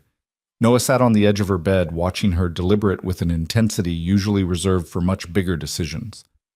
"Mia, Ella's your friend. She won't care what you're wearing." "But her house is really fancy, right? You said it was big." "Big doesn't mean you have to dress up. Just wear whatever makes you comfortable." Mia bit her lip, thinking. "Will there be other kids there?" "I don't think so. Why?" "I don't know. What if Ella has other friends and she doesn't want to play with me anymore?" Noah's heart squeezed. He pulled Mia onto his lap, even though she was getting too big for it. "Hey, where's this coming from? Ella was so excited to see you at dinner. She asked her mama if you could come over. That means she wants to spend time with you. Just you." "But what if her house is so cool that she realizes our apartment is boring?" There it was, the real fear underneath all the outfit changes and questions. Noah had been so focused on his own anxiety about the visit that he hadn't considered Mia might be developing her own insecurities about the difference in their circumstances. "Mia, look at me." He waited until her green eyes met his. "Our home isn't boring. It's full of love and laughter and all the things that matter. And anyone who can't see that isn't worth worrying about, okay?" "Okay," Mia said quietly. "Besides, Ella's been living in a big fancy house her whole life. She probably thinks it's boring. But you know what she doesn't have? A daddy who makes funny faces when he burns dinner, or movie nights on a couch that's seen better days, or a kitchen where you can help make cookies whenever you want. Those are the things that make a home special." Mia considered this, then nodded more firmly. "You're right, and Ella's mama seems really busy. Ella probably doesn't get to do as much fun stuff with her." Noah wasn't sure that was entirely fair to Catherine, but he let it slide. "Exactly. So you just be yourself tomorrow, wear whatever you want, and have fun with your friend. Deal?" "Deal." She settled on the purple shirt with jeans, and Noah helped her hang the other options back in her closet.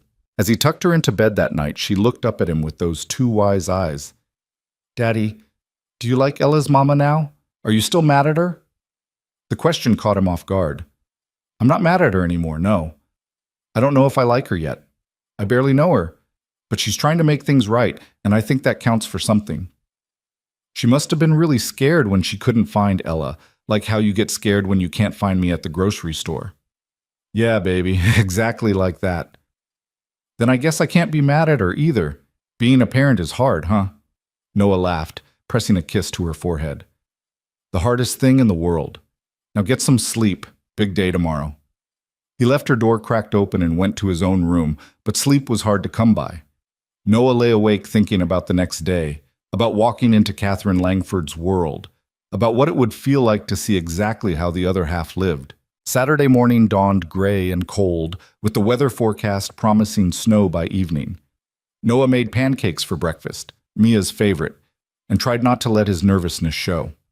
They had a few hours before they needed to leave, so he let Mia watch cartoons while he cleaned the apartment, even though Catherine would never see it.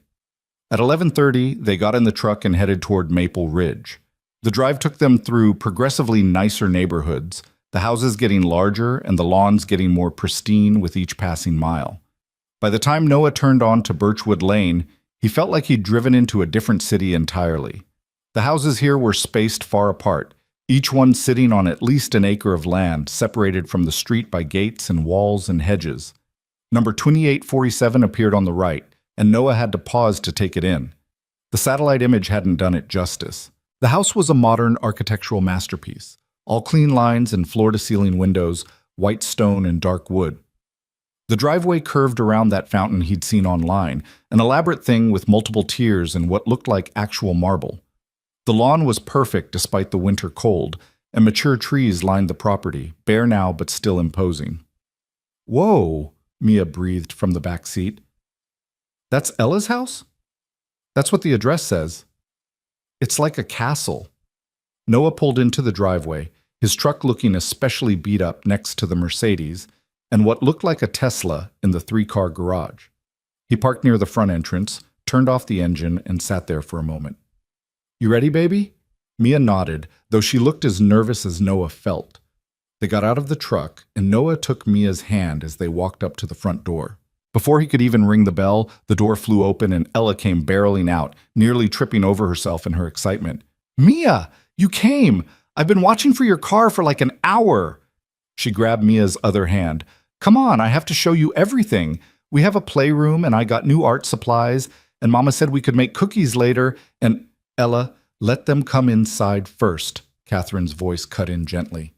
She appeared in the doorway, and Noah was struck again by how different she looked from that first night.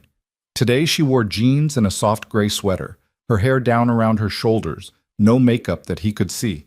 She looked younger, more relaxed. "Sorry," Ella said, not sounding sorry at all, "but Mia needs to see my room. It's so cool." "In a minute," Catherine said. "Let's at least say hello properly first." She stepped back, gesturing them inside. "Come in, please." "Welcome." Noah and Mia stepped into the entryway, and he had to stop himself from openly gaping. The space was enormous, with soaring ceilings and a massive chandelier that probably cost more than his annual salary. The floors were some kind of pale hardwood that gleamed under the light, and a curved staircase swept up to the second floor.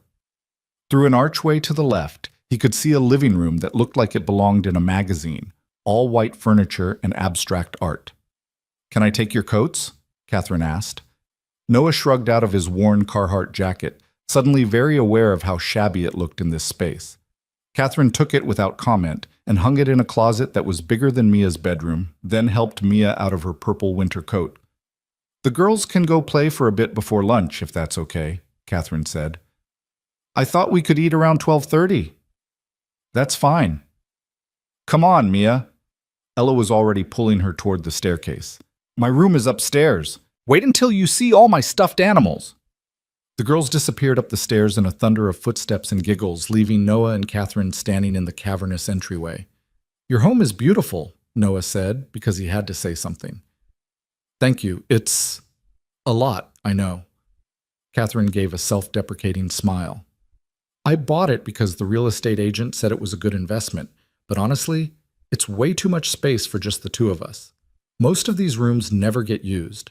She led him through the house toward the kitchen, and Noah tried not to stare at everything they passed. A dining room with a table that could seat 12, a library with floor-to-ceiling bookshelves, a home office visible through a glass door, all sleek desk and expensive computer equipment. The kitchen was somehow both massive and cozy, with white cabinets and marble countertops and windows that overlooked a backyard that seemed to go on forever. A pot of something that smelled amazing was simmering on the stove. "I made soup," Catherine said, following his gaze. "Homemade chicken noodle. I wasn't sure what Mia would like, and Ella said kids always like chicken noodle soup, so—" She trailed off, looking uncertain. "That sounds great. Mia loves soup." "Good. That's good." Catherine moved to the stove, stirring the pot, even though it probably didn't need it. "Can I get you something to drink?" "I have coffee, tea, water, juice, soda, pretty much anything." "Coffee would be great if it's not too much trouble." "No trouble at all. How do you take it?" "Just black." Catherine poured him a cup from a fancy machine that probably cost more than his monthly rent, then made herself tea. They sat at the kitchen island on bar stools that were more comfortable than any chair in Noah's apartment. "The house is quiet when it's just me," Catherine said after a moment. "I can hear every sound." "It's nice having children's laughter in it for a change. How long have you lived here?" 3 months, like I mentioned. Before this, we were in Seattle for 2 years, and before that, Boston. Ella's been in 5 different cities in her 6 years of life. Catherine wrapped her hands around her tea mug. "It's the nature of my work. I go where the company needs me. But it's been hard on her." "Must be hard on you too, never getting to put down roots." "I'm used to it. I've been moving around since I was in my 20s, building the company. But I'm starting to think—" She paused, choosing her words carefully. "I'm starting to think that what worked for me before I had Ella doesn't work anymore. She needs stability, friends, a real home, not just a house we'll leave in a couple of years." Noah sipped his coffee, which was excellent. "Is that why you moved here? To stay?" "Maybe. Probably. I haven't made it official yet, but this city has always felt different to me. My company's headquarters is here, so it makes sense. And Ella seems happier here than she's been anywhere else." Catherine looked at him. "I think that has a lot to do with Mia, honestly. She hasn't connected with another child this quickly before." As if on cue, laughter exploded from somewhere upstairs, followed by the sound of running feet. "They're good together," Noah agreed. "Mia's been talking about Ella all week." They fell into a comfortable silence, broken only by the ticking of an expensive-looking clock on the wall and the occasional burst of giggles from upstairs. Noah found himself relaxing despite the intimidating surroundings. Catherine seemed genuine, less guarded than she'd been at the restaurant. "I owe you more than just an apology," Catherine said suddenly. "I owe you an explanation for why I reacted the way I did that night." "You don't have to." "I do, actually. Because if we're going to let our daughters be friends, you deserve to know that I'm not always that person. That I'm not—" She struggled for words. "That I'm not a monster." Noah set down his coffee cup. "I never thought you were a monster, just someone who made a bad call in a bad moment. It was more than that." Catherine took a breath. "When Ella was 3, we were living in New York. I had hired a nanny, this woman who came highly recommended, had impeccable references, seemed perfect. One day I came home early from work and found Ella alone in the apartment. The nanny was gone. Just gone. She'd left a 3-year-old alone for hours." Noah felt his stomach drop. "What happened?" "Ella was fine, thankfully. Terrified and crying, but fine. I fired the nanny immediately, of course, and I called the police. Turns out she'd been stealing from us. Jewelry, cash, anything she could sell. She'd probably panicked and run when she thought I might catch her." "That's awful." "It was. And it changed me. Made me paranoid. After that, I couldn't trust anyone around Ella. I went through 6 different nannies in a year, finding reasons to fire each one. I started working from home more, bringing Ella to the office, anything to keep her in my sight." Catherine's hands tightened around her mug. "So that night at the festival, when I couldn't find her, all I could think about was that nanny. All I could imagine was someone taking advantage of my distraction, taking my daughter, and I snapped." Noah understood it now, that instant shift from panic to rage, the accusation that had seemed so out of proportion. It wasn't about him at all. It was about Catherine's past trauma bubbling up and spilling over onto an innocent target. "I get it," he said quietly. "We all have our triggers. Mine is anyone threatening to take Mia away from me. When those security guards were about to take me to the back office, all I could think about was what would happen to her if I was arrested. Who would take care of her? Whether the state would try to put her in foster care while everything got sorted out. I put that fear in you. I'm so sorry." "You didn't know. And honestly, your fear makes sense given what happened to you, but Catherine—" He waited until she looked at him. "You can't let one bad experience make you suspicious of everyone. Most people are good. Most people are just trying to help." "I'm learning that. Or trying to." She managed a small smile. "Ella's been my teacher this week. Every day she tells me about how kind you and Mia were, how you made her feel safe when she was scared. She's 6 years old, and she saw the truth of the situation more clearly than I did. Kids are good at that. They haven't learned to be cynical yet." More laughter from upstairs, this time accompanied by music, something pop and cheerful that Noah recognized from Mia's favorite playlist. Catherine glanced at the clock. I should probably check on them before they destroy Ella's room. Want to come see the playroom? It's Ella's favorite part of the house. Noah followed her upstairs, down a hallway lined with family photos. Catherine and Ella, at various ages, at various locations, always just the two of them. No father, no grandparents, just mother and daughter against the world. The playroom was at the end of the hall, and Noah had to admit it was impressive. It was larger than his entire living room, filled with every toy imaginable. A kitchen set in one corner, a reading nook with bean bags and shelves full of books, an art station with an easel and supplies, a dress-up area with costumes and a full-length mirror. The girls were in the middle of the room, surrounded by stuffed animals that they were apparently organizing by size. This one goes here, Mia was saying, placing a large teddy bear at one end of their line. And this little bunny goes at the other end. But what about the medium ones? Ella asked, holding up a stuffed elephant. Those go in the middle, silly. They both dissolved into giggles. Catherine leaned against the doorframe, watching them with such open affection that Noah felt like he was intruding on a private moment. She's never had a friend over before, Catherine said quietly. I mean, we've tried play dates with daughters of business colleagues, but Ella always said they weren't really her friends. This is different. Mia's the same way. She has kids she plays with at school, but she's never asked to have anyone over to our place. Noah watched his daughter arranging stuffed animals with intense concentration. I think they were both waiting to find someone who really got them.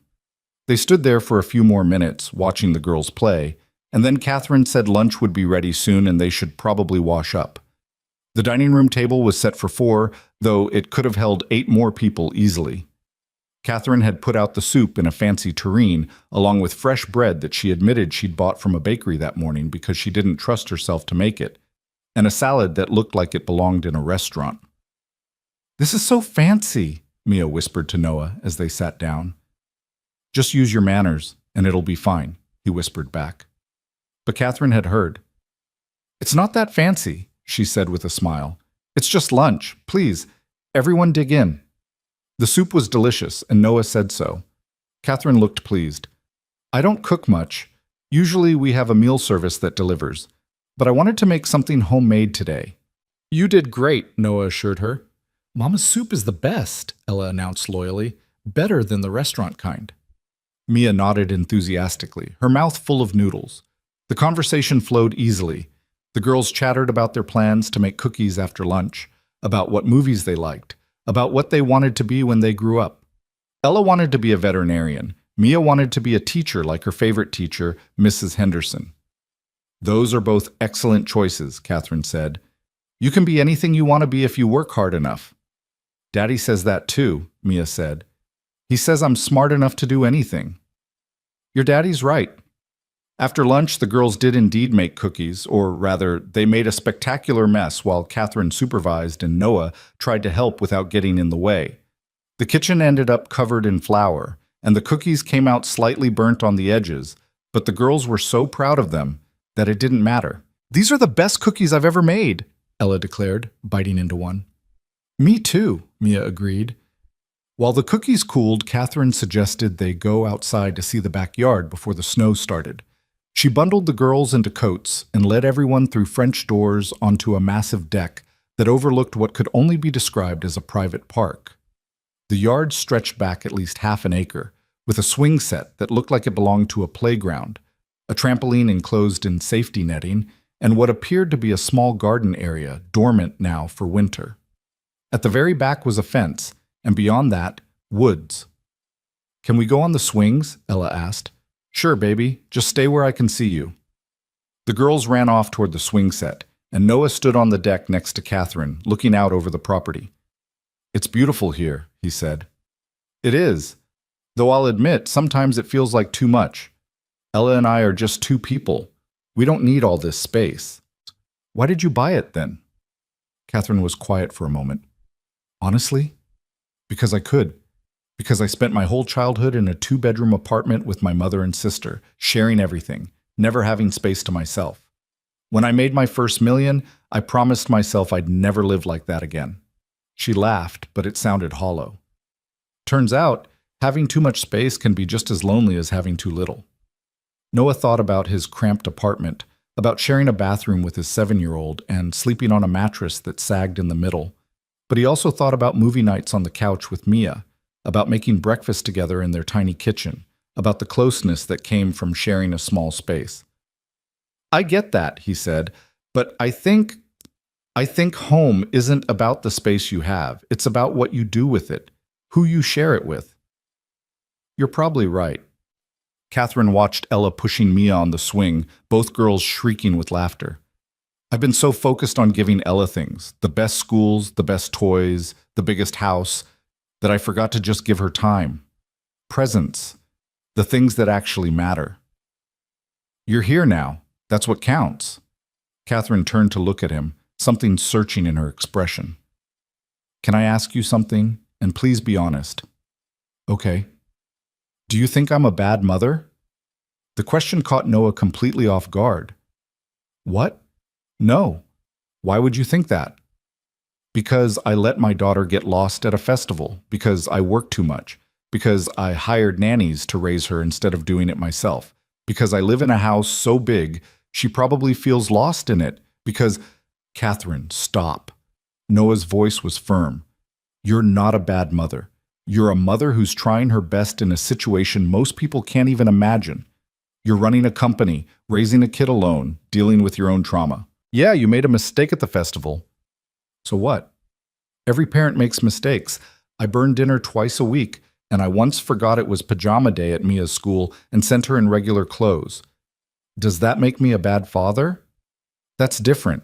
It's not different. We're all just doing our best. And Ella, look at her. She's happy. She's confident. She's kind. You did that. Whatever you're doing, it's working. Catherine's eyes were bright with unshed tears. Thank you for saying that. I think I needed to hear it. They stood in companionable silence, watching the girls play. After a while, Mia called out, Daddy, come push us. We want to go really high. Noah jogged down the deck steps and across the perfect lawn to the swing set, and Catherine followed. They spent the next hour pushing the girls on swings, helping them on the trampoline, playing a game of tag that left everyone breathless and laughing. At some point, the first snowflakes started to fall, fat, lazy flakes that dusted everything in white. Ella and Mia tried to catch them on their tongues, spinning in circles until they were dizzy. I love snow, Mia said, flopping onto the grass. It makes everything look clean and new. Ella flopped down next to her. Like magic. Noah looked at his watch and was shocked to see it was almost 4 o'clock. They'd been here for 4 hours, and it had felt like no time at all. We should probably head home soon, he said reluctantly. I don't want to drive in heavy snow. Can't Mia stay longer? Ella begged. Please, we were going to watch a movie. Ella, Mia has to go home, Catherine said gently. But maybe she can come back another time. Can she come back tomorrow? Catherine and Noah both laughed. How about next weekend? Catherine suggested, looking at Noah for confirmation. If that works for you? That works, Noah agreed, and Mia cheered. Inside, they gathered up Mia's coat and the container of cookies Catherine insisted they take home. The girls hugged goodbye at the door, promising to text each other. Catherine had given Mia her tablet, logged into a kid-safe messaging app so the girls could stay in touch. Thank you for coming, Catherine said as Noah and Mia headed toward the truck. This meant a lot to Ella, to both of us. Thank you for having us. And for the cookies. Next time maybe you could come to our place, Mia piped up. It's not as big, but we have really good hot chocolate, Catherine smiled. I'd like that very much. In the truck, pulling away from the house, Mia was quiet for a few minutes. Then she said, Daddy, Ella's house is really nice. It is. But I think our home is better. Noah glanced at her in the rearview mirror. Yeah? Why's that? Because Ella's house is big and pretty, but it feels kind of empty, like there's too much space and not enough people to fill it. Our apartment is small, but it feels full. Full of us. Noah's throat tightened. You know what, baby? You're absolutely right. The snow was coming down harder now, accumulating on the windshield between swipes of the wipers. Noah drove carefully through the increasingly white streets, back through the nice neighborhoods toward their own part of town. His phone buzzed with a text as they pulled into the apartment complex. Catherine. Thank you again for today. Ella's already asking when Mia can come back. I know this is all happening fast, but I'm grateful for it. You and Mia have brought something into our lives that I didn't know we were missing.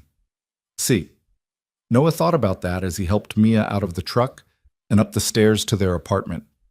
What they'd brought into Catherine and Ella's lives was probably the same thing Catherine and Ella were bringing into theirs: connection. The knowledge that you weren't alone in this hard, messy, beautiful work of being a parent. Inside their small apartment, Mia immediately changed into her pajamas and turned on the TV. Noah made them both hot chocolate, the cheap packet kind from the grocery store, nothing like the fancy machine at Catherine's house, and they curled up on their worn couch together. "Today was a good day," Mia said, resting her head on his shoulder. "Yeah, baby, it really was." And as the snow continued to fall outside their window, covering the parking lot and the sad little grass strip and everything else in a blanket of white, Noah felt something shift inside him. He'd spent 3 years keeping the world at arm's length, focused solely on survival and on being enough for Mia. But maybe, just maybe, it was okay to let someone else in. To accept that you could be strong and still need help sometimes. To believe that not everyone who extended a hand was trying to take something from you. His phone buzzed again. Another text from Catherine. "I know it's early to ask, but what are you and Mia doing for Christmas? Ella and I don't have any plans, and I was thinking maybe we could spend it together, all 4 of us?" Noah stared at the message for a long time. Christmas had always been just him and Mia since Sarah died. Their private tradition of Chinese takeout and watching holiday movies, exchanging small gifts they could barely afford, making the most of what they had. But Mia had loved today, and Ella clearly needed friends as much as Mia did. And Catherine, despite everything, despite the rocky start, seemed like she was genuinely trying to be better, to do better. He typed back, "Let us think about it. It's kind of our special day, just me and Mia, but maybe we could do something together. I'll talk to her and let you know." The response came quickly. "Of course, no pressure. Whatever you're comfortable with. Sleep well. See?" Noah set his phone down and pulled Mia closer, breathing in the strawberry scent of her shampoo, feeling the solid warmth of her against his side. Outside, the snow kept falling, transforming the world into something new, something clean, something full of possibilities he hadn't imagined even a week ago. And for the first time in a long time, Noah let himself hope that maybe, just maybe, their small family of 2 was about to become something bigger, something stronger, something that could weather any storm together. The conversation about Christmas came up naturally the next morning over pancakes. Mia was still buzzing about her day at Ella's house, recounting every detail Noah had already heard at least twice. "And then we jumped on the trampoline and I went so high, Daddy, like really high, and Ella said I was brave because she's still scared to jump that high. And then we—" "Mia, slow down," Noah laughed, flipping another pancake. "Chew your food." She swallowed, then immediately continued. "Can Ella come here next time? I want to show her my room and my stuffed animals, and we could watch movies and— Oh, maybe she could sleep over? Have you ever had a sleepover, Daddy?" "Once or twice when I was a kid." "Can I have one, please?" Noah slid a fresh pancake onto her plate. "Maybe eventually. Let's see how a regular visit goes first." He paused, considering his words. "Actually, Ella's mom asked if maybe we'd want to spend Christmas together. All 4 of us. What do you think about that?" Mia's eyes went wide. "Really? We could spend Christmas with Ella?" "Possibly, but I wanted to check with you first. Christmas has always been our special day, just you and me. If you want to keep it that way, that's totally okay." Mia was quiet for a moment, pushing syrup around her plate with her fork. Noah waited, letting her think it through without pressure. "I like our Christmas," she said finally. "I like the Chinese food and the movies and how we wear pajamas all day." "Me too, baby." "But—" She looked up at him. "Ella doesn't have a daddy, and her mama seems really busy. I bet their Christmas is kind of lonely. Maybe we could share ours with them. Make it special for all of us?" Noah felt his heart squeeze. When had his 7-year-old become so wise, so empathetic? You know what? I think that's a beautiful idea. We could do our traditions and include them. Make new traditions, too. "Can we still get Chinese food?" "Absolutely. And watch movies in pajamas?" "Wouldn't be Christmas without it." Mia grinned. "Then yes." Let's have Christmas with Ella and Catherine. Noah texted Catherine later that morning while Mia was absorbed in coloring at the kitchen table. The response came within minutes, and he could almost feel the relief and happiness through the screen. That would be wonderful. Thank you. Would you like to come here, or would you prefer we come to you? Noah thought about his small apartment, about the secondhand decorations he'd put up yesterday, a 3-foot artificial tree from Target, some paper snowflakes Mia had made in school, a strand of lights that only worked if you jiggled the plug just right. Then he thought about what Mia had said, about sharing what they had, about not being ashamed of their home. He typed back, "Why don't you come here? It won't be fancy, but it'll be real, and Mia wants to show Ella her room." Perfect. What time? Come around noon. We usually do presents in the morning, just the two of us, then Chinese food for lunch, then movies all afternoon. We'll be there? Can I bring anything? Just yourselves, and maybe Ella's favorite movie. We'll make a whole marathon of it. Thank you, Noah, for giving us this. I know it's a big step. He stared at that message for a long moment before responding. Everyone deserves family at Christmas, even if it's the family you choose instead of the one you're born with. The week before Christmas was chaotic. Work at the construction site picked up as everyone tried to finish projects before the holiday shutdown. Noah pulled 2 overtime shifts, grateful for the extra money even though it meant less time with Mia. The electric bill got paid finally, and he even managed to buy Mia the art set she'd been wanting. 64 colors of markers and a sketch pad, on sale at the craft store. Meanwhile, Mia and Ella were texting constantly on the KidSafe app. Noah would hear the tablet chime, and Mia would rush over to read Ella's messages, then spend 10 minutes carefully typing out responses with her 2-finger typing method. Ella says she's never had Chinese food, Mia reported on Tuesday evening. Can you believe that? She's never had dumplings or fried rice or anything. Then we'll make sure she tries all the best things, Noah promised. On Wednesday, Catherine texted him directly. I hope this isn't overstepping, but I'd like to bring gifts for Mia. Nothing extravagant. I promise I won't show up with a pony or anything. Just a few things I think she'd enjoy. Would that be okay? Noah's first instinct was to say no, that it wasn't necessary, that he didn't want charity. But he forced himself to really think about it. Catherine wasn't offering out of pity. She was offering because that's what you did at Christmas. You gave gifts to people you cared about. And whether he was ready to admit it or not, Catherine and Ella were becoming people in his and Mia's life. That would be kind of you, he typed back. Thank you. But please, nothing too big. Mia's not used to expensive things, and I don't want her to get the wrong expectations about life. I understand completely. I'll keep it thoughtful and reasonable, I promise. And for what it's worth, I got something for Ella too. Just something small. There was a pause before Catherine's response came. You didn't have to do that. I know, but Mia insisted, and honestly, I wanted to. Ella's been a good friend to my daughter. Thank you. That means more than you know. Noah had taken Mia shopping at the dollar store and the discount craft store, and together they'd picked out a sketchbook with unicorns on the cover, a pack of glitter pens, and some stickers. Mia had made a card too, painstakingly writing out, "To my best friend Ella, Merry Christmas, love Mia," in her careful 7-year-old handwriting. Christmas Eve arrived with more snow and temperatures cold enough that Noah's truck took 3 tries to start. He'd taken the day off from work, a luxury he couldn't really afford but deemed necessary, to spend it with Mia.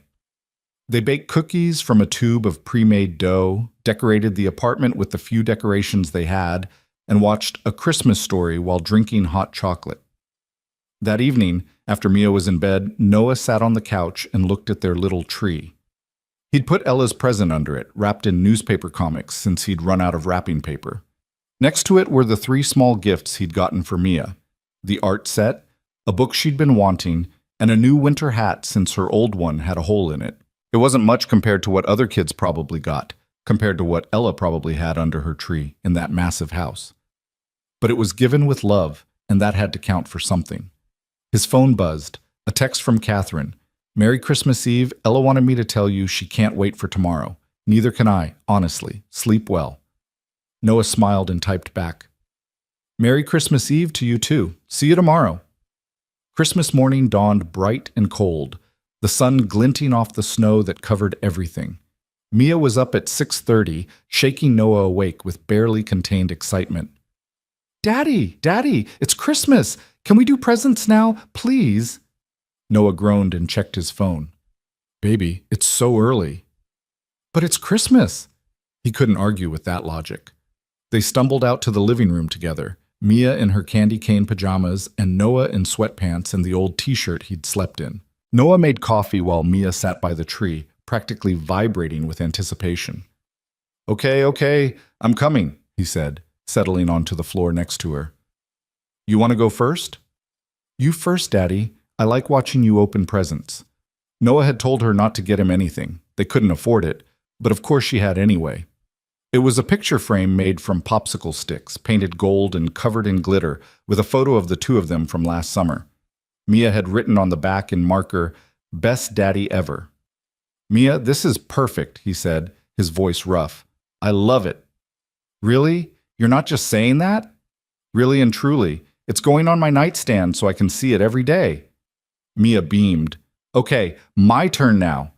She opened her presents with the unselfconscious joy of a child, gasping over the art set like it was made of gold, hugging the book to her chest, immediately putting on the winter hat even though they were inside. These are the best presents, Daddy. Thank you.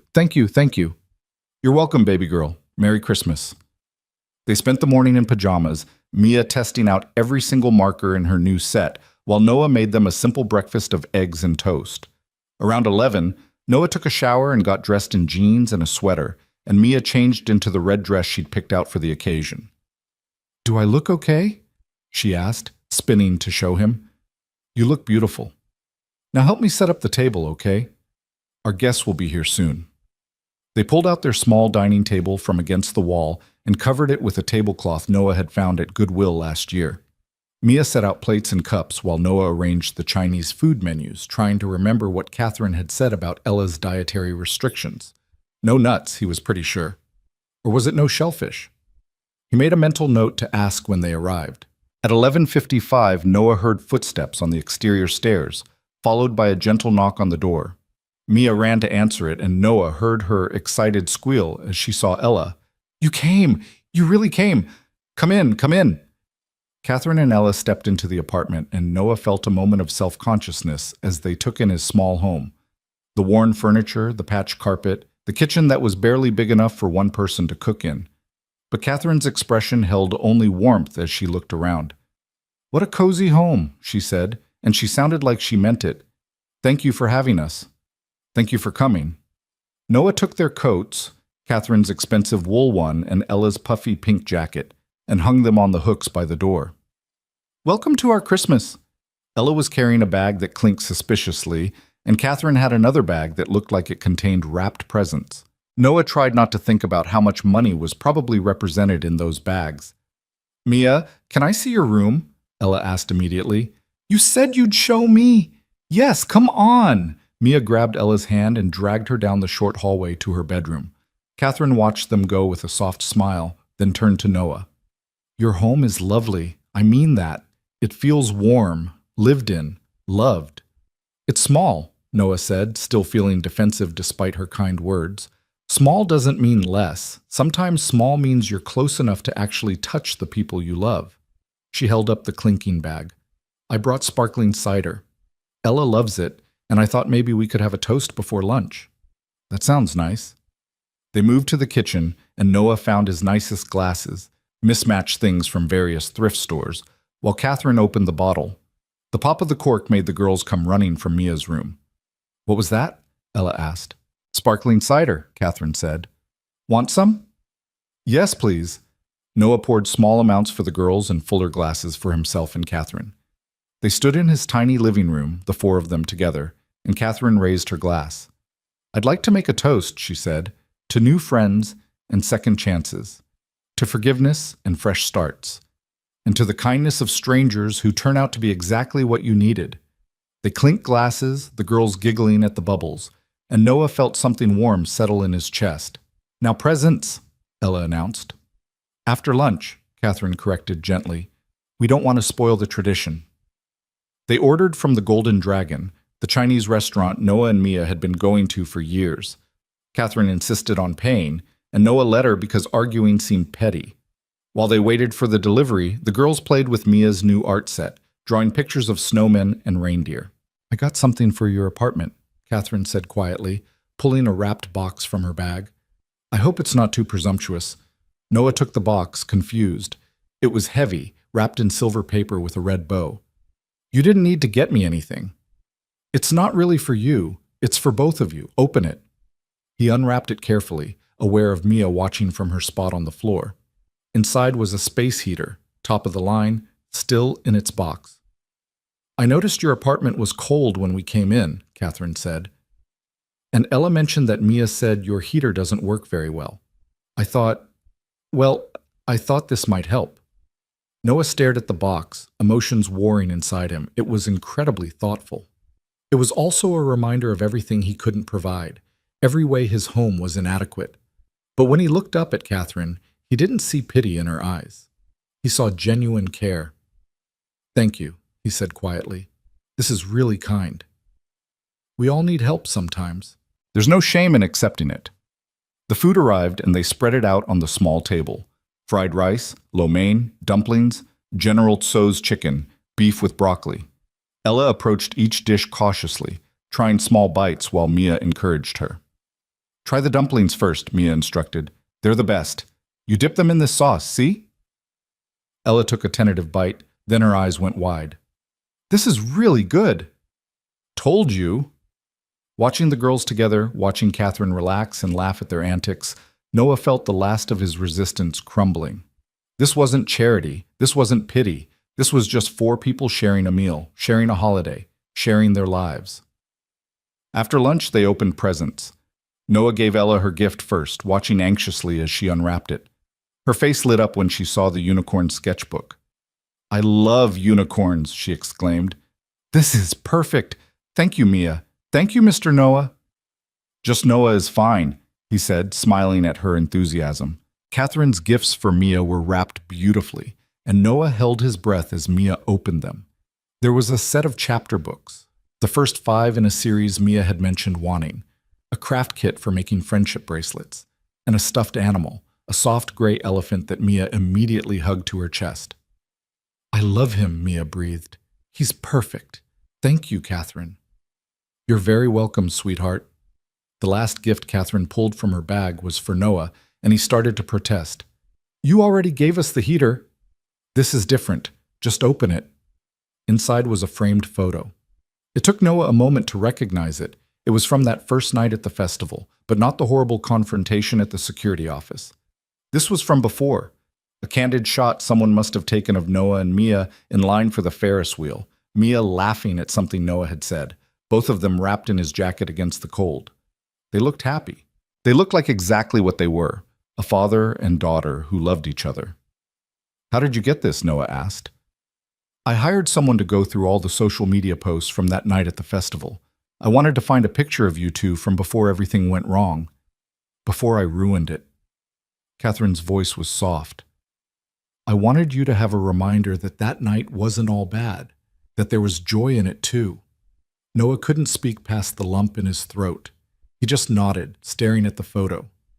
"Plus," Catherine added, "I thought you might like to remember what you looked like before you met me, and I gave you gray hairs." That surprised a laugh out of him. "I don't have gray hairs." "Not yet. Give it time."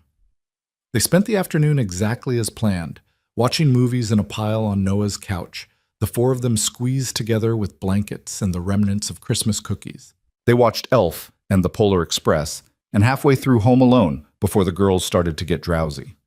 Ella fell asleep with her head on Mia's shoulder, and Mia was fighting to keep her eyes open, leaning against Noah's side. Catherine had ended up on Noah's other side, and at some point she'd kicked off her shoes and pulled her feet up under her, looking more relaxed than Noah had ever seen her. "This is nice," she said quietly, not wanting to wake the girls. "This is what Christmas should feel like." "What's it usually like for you?" "Quiet. Just Ella and me, opening presents in a house that's too big, eating catered food that's too fancy. It's fine, but it's—" She trailed off, searching for words. "It's lonely. This is better. This feels like family. Noah looked down at Mia's sleeping face, then at Ella's, then at Catherine. Yeah, he said. I guess it does. Catherine's phone buzzed, and she checked it with an apologetic grimace. I'm sorry. I told my assistant I'd be unavailable today, but there's always something. Everything okay? She was quiet for a moment, reading whatever was on her screen. Then she sighed. It's fine. Just work stuff. There's always a crisis, always something that supposedly can't wait. She put her phone face down on the couch. But it can wait. Today is about this, not work. You don't have to stay if you need to go, Noah said, even though he didn't want her to leave. I want to stay. That's the whole point. I want to be here, present, not rushing off to handle some emergency that won't matter in a week anyway. She looked at him. Ella's taught me that. And you too, actually. You always put Mia first. You're always present for her. I want to be that kind of parent. You're already becoming that kind of parent. Look at today. You're here. I'm here, Catherine repeated, like she was testing out the words. I'm here. They sat in comfortable silence for a while, the movie playing softly, the girls sleeping soundly. Outside, it started to snow again, big flakes drifting past the window. Noah, can I ask you something? Catherine said eventually. Sure. Why did you say yes to this, to today? After everything I put you through, you could have walked away, never spoken to me again. But you gave me chance after chance. Why? Noah thought about it, really thought about it. Because Mia wanted to be friends with Ella, and because I could see you were genuinely sorry, but mostly, he paused, choosing his words carefully. Mostly because when my wife was sick, people were so kind to us. Neighbors brought food, friends drove Mia to school when I couldn't leave Sarah's side. Strangers at the hospital would sit with me when I was scared and alone. I didn't know most of those people. They just helped because they could. He shifted slightly, careful not to wake Mia. Sarah made me promise before she died that I wouldn't become bitter, that I'd keep believing in the goodness of people, keep being kind even when the world wasn't kind back. So that's what I'm trying to do. Be the kind of person who helps, who gives second chances, who remembers that everyone's fighting battles I know nothing about. Catherine's eyes were bright with tears. She sounds like she was an amazing person. She was. She would have liked you, I think, once you got past the rough start. I don't know about that. I do. Sarah always said people deserve to be judged by who they're trying to become, not who they've been. And you're trying. That counts for everything. Catherine wiped at her eyes. Thank you for that. And thank you for today. For letting us be part of your family, even temporarily. Who says it's temporary? The question hung in the air between them. Catherine looked at him, something hopeful and uncertain in her expression. I mean, Noah continued, the girls are already best friends, and we're getting pretty good at this whole shared holiday thing. Maybe we could keep doing it. Not just Christmas, but other stuff too. Birthdays, random weekends, whatever. Like a family, Catherine said softly. Yeah, like a family. Ella stirred in her sleep, mumbling something about cookies, and Mia shifted closer to Noah. The movie played on, the snow kept falling, and Noah felt like maybe, just maybe, something had shifted tonight. Something permanent. I'd like that, Catherine said. I'd like that very much. They stayed like that until the movie ended, until both girls were deeply asleep and it became clear they weren't waking up anytime soon. Catherine carefully extracted herself from the couch and stretched. I should probably get Ella home, she whispered. We've imposed on you long enough. You haven't imposed. This was perfect, Catherine smiled. It really was. She gathered up her things, then gently woke Ella. Come on, baby. Time to go home. Ella blinked awake, confused and still half asleep. But I don't want to leave. Can't we stay, please? We'll come back soon, Catherine promised. Say thank you to Noah and Mia for having us. Thank you for the best Christmas ever, Ella said, throwing her arms around Mia for one more hug, even though Mia was barely awake enough to hug back. Noah walked them to the door, helped them with their coats. In the doorway, Catherine turned back to him. Thank you, she said again. Not just for today, but for everything. For being patient with me while I figured out how to be better. You're already better. Noah assured her. You just needed someone to notice. On impulse, Catherine leaned in and hugged him. It was brief, friendly, nothing more than that. But it felt significant somehow, like a seal on everything they'd built together over the past few weeks. Merry Christmas, Noah. Merry Christmas, Catherine. He watched them walk down the stairs and across the parking lot to Catherine's Mercedes. Watched until they drove away and the taillights disappeared around the corner. Then he went back inside, carefully lifted Mia from the couch, and carried her to her bed. She stirred as he tucked her in. Daddy? Yeah, baby? That was the best Christmas we've ever had. Yeah? Yeah. Because we shared it. We made it bigger. Noah kissed her forehead. We did. Sleep now. We'll talk about it in the morning. He went back to the living room and looked at the remains of the day, the empty Chinese food containers, the rumpled blankets on the couch, the new space heater plugged in and making the apartment actually warm for the first time in weeks. The framed photo Catherine had given him sat on the coffee table, and Noah picked it up, looking at his and Mia's happy faces. His phone buzzed. A text from Catherine. We made it home. Ella fell asleep in the car talking about all the fun she had. Thank you again for sharing your Christmas with us. I meant what I said. This felt like family. Sleep well. See. Noah set the phone down and went to his bedroom, but sleep didn't come easily.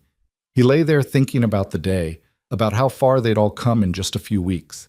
From that disastrous night at the festival to this, to shared meals and inside jokes and the comfortable ease of people who genuinely cared about each other. He thought about Sarah, about the promise he'd made to her, to stay kind, to stay open, to keep believing in people. He liked to think she'd be proud of him for giving Catherine a second chance, for seeing past that worst moment to the person underneath.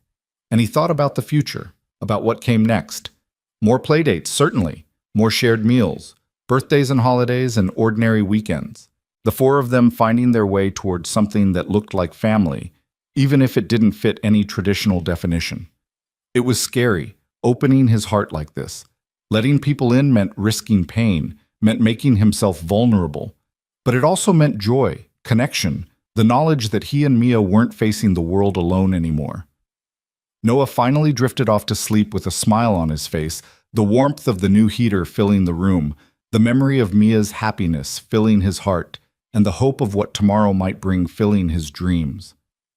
Outside, the snow kept falling, covering the world in white, making everything clean and new, full of possibility. The days between Christmas and New Year's fell into an unexpected rhythm. Catherine texted every morning, nothing intrusive, just simple check-ins that made Noah smile despite himself. Good morning, hope you both slept well.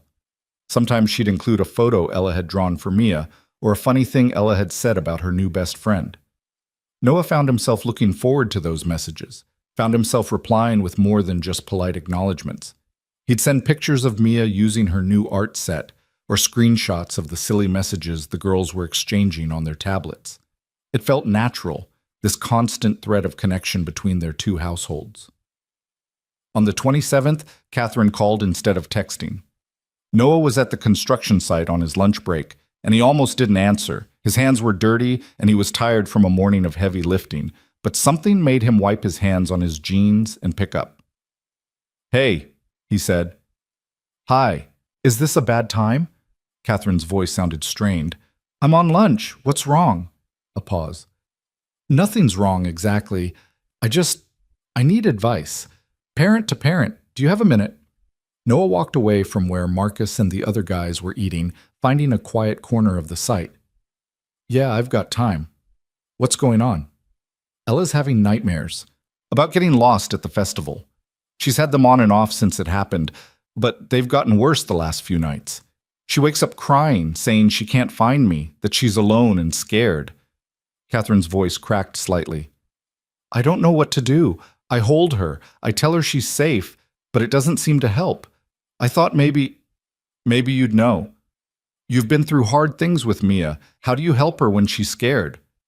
Noah leaned against a stack of lumber, thinking about the months after Sarah died when Mia would wake up screaming, terrified that Noah had left her too. How old was Ella when your nanny abandoned her? 3? Why? Because she probably remembers it more than you think. And now she's reliving that trauma through the festival incident. Both times she lost sight of you and was terrified. Catherine was quiet for a moment. I never thought about it like that. I thought she was too young to really remember the nanny thing.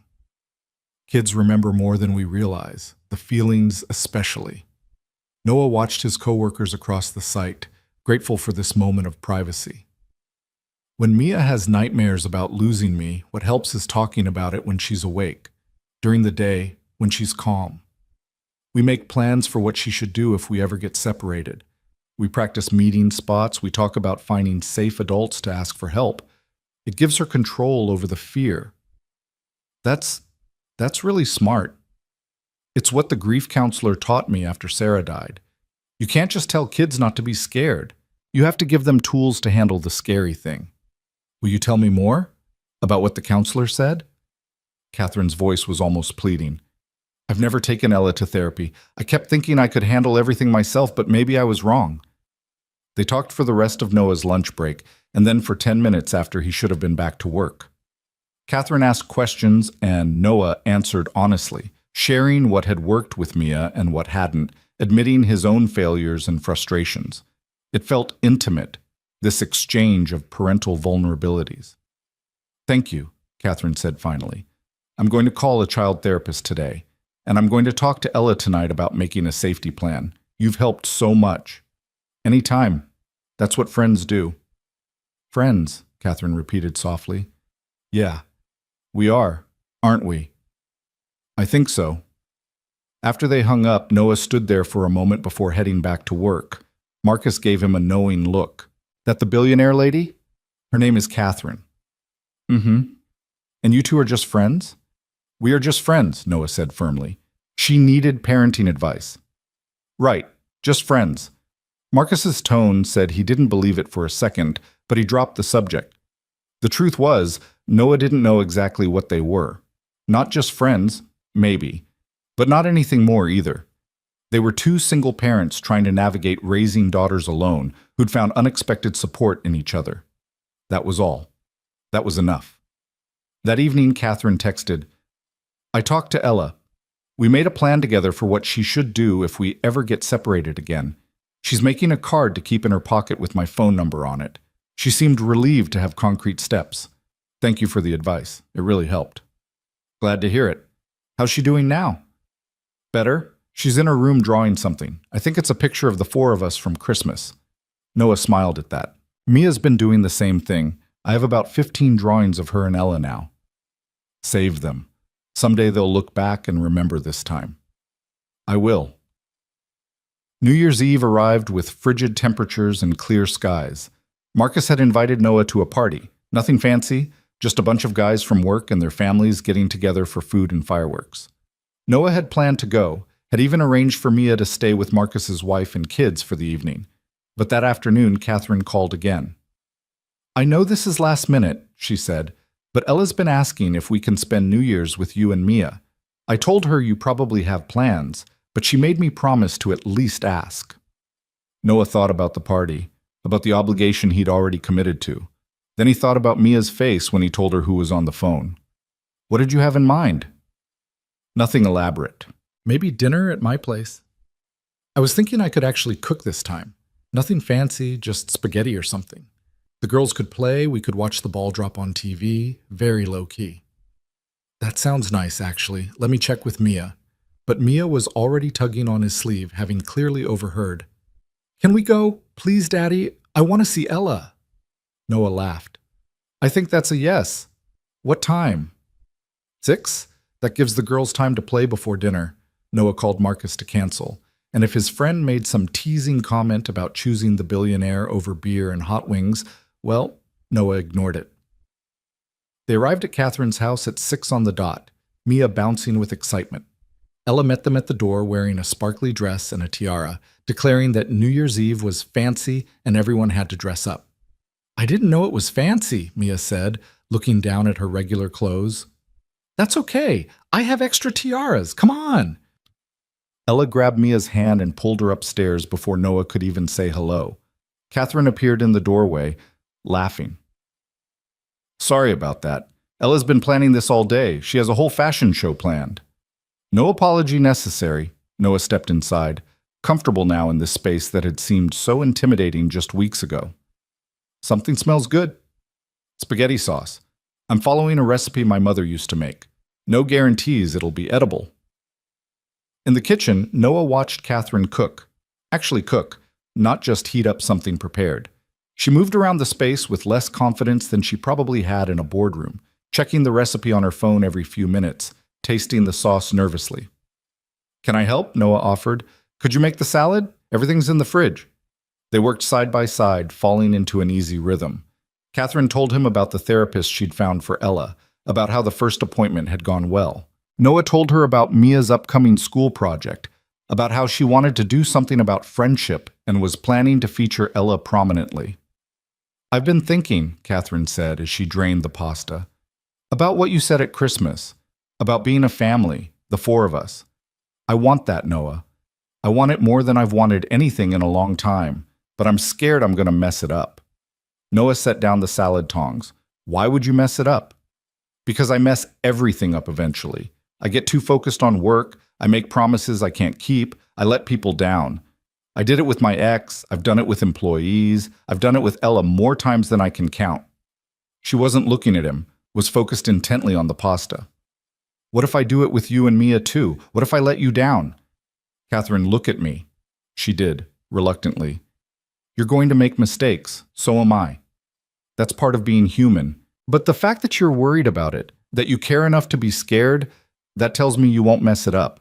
Not in any way that matters. How can you be so sure?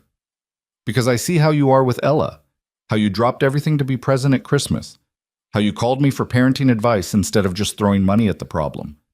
You're trying, and that's what counts. Catherine blinked rapidly, and Noah realized she was crying. I don't deserve your faith in me. Everyone deserves someone who believes in them, even you. She wiped at her eyes, laughing shakily. You're too good, you know that? Too kind. Or maybe I just recognize someone else who's doing their best in impossible circumstances. Dinner was chaotic and perfect. The girls had changed into matching princess dresses from Ella's costume collection, complete with tiaras and plastic jewelry. They insisted on eating at the fancy dining room table with cloth napkins, even though it was just spaghetti. This is delicious, Mama, Ella declared. Better than the restaurant kind. Catherine caught Noah's eye across the table, a smile playing at her lips. Thank you, baby. After dinner, they settled in the massive living room to watch the New Year's Eve coverage on TV. The girls built a fort out of couch cushions and blankets, declaring it their midnight castle, where they'd watch the ball drop. Can we stay up until midnight? Mia asked. Please, it's a special occasion. Noah looked at his watch. It was barely 8. I don't know if you can make it that long, baby. I can. I promise I can. We'll see. Catherine had made hot chocolate, the fancy kind, with real melted chocolate and whipped cream, and they all sat in the living room watching the television coverage of celebrations around the world. The girls lasted until about 9:30 before their energy started to flag. I'm not tired, Ella insisted, even as her eyes drooped. Me neither, Mia agreed through a yawn. Why don't we make our own countdown, Catherine suggested. We can celebrate when the West Coast hits midnight, which is only 9 o'clock here. That way you can see the celebration and still get to bed at a reasonable hour. But that's cheating, Ella protested. Is it? Or is it just celebrating with our friends on the other side of the country? The girls debated this seriously before deciding it was acceptable. When the West Coast countdown started at 9, they all gathered in front of the TV, counting down together. 10, 9, 8, 7. Noah found himself standing next to Catherine, close enough that their shoulders touched. 3, 2, 1. Happy New Year. On the screen, crowds in California erupted in celebration. In Catherine's living room, Ella and Mia hugged each other, jumping up and down. Noah turned to wish Catherine a Happy New Year and found her already looking at him.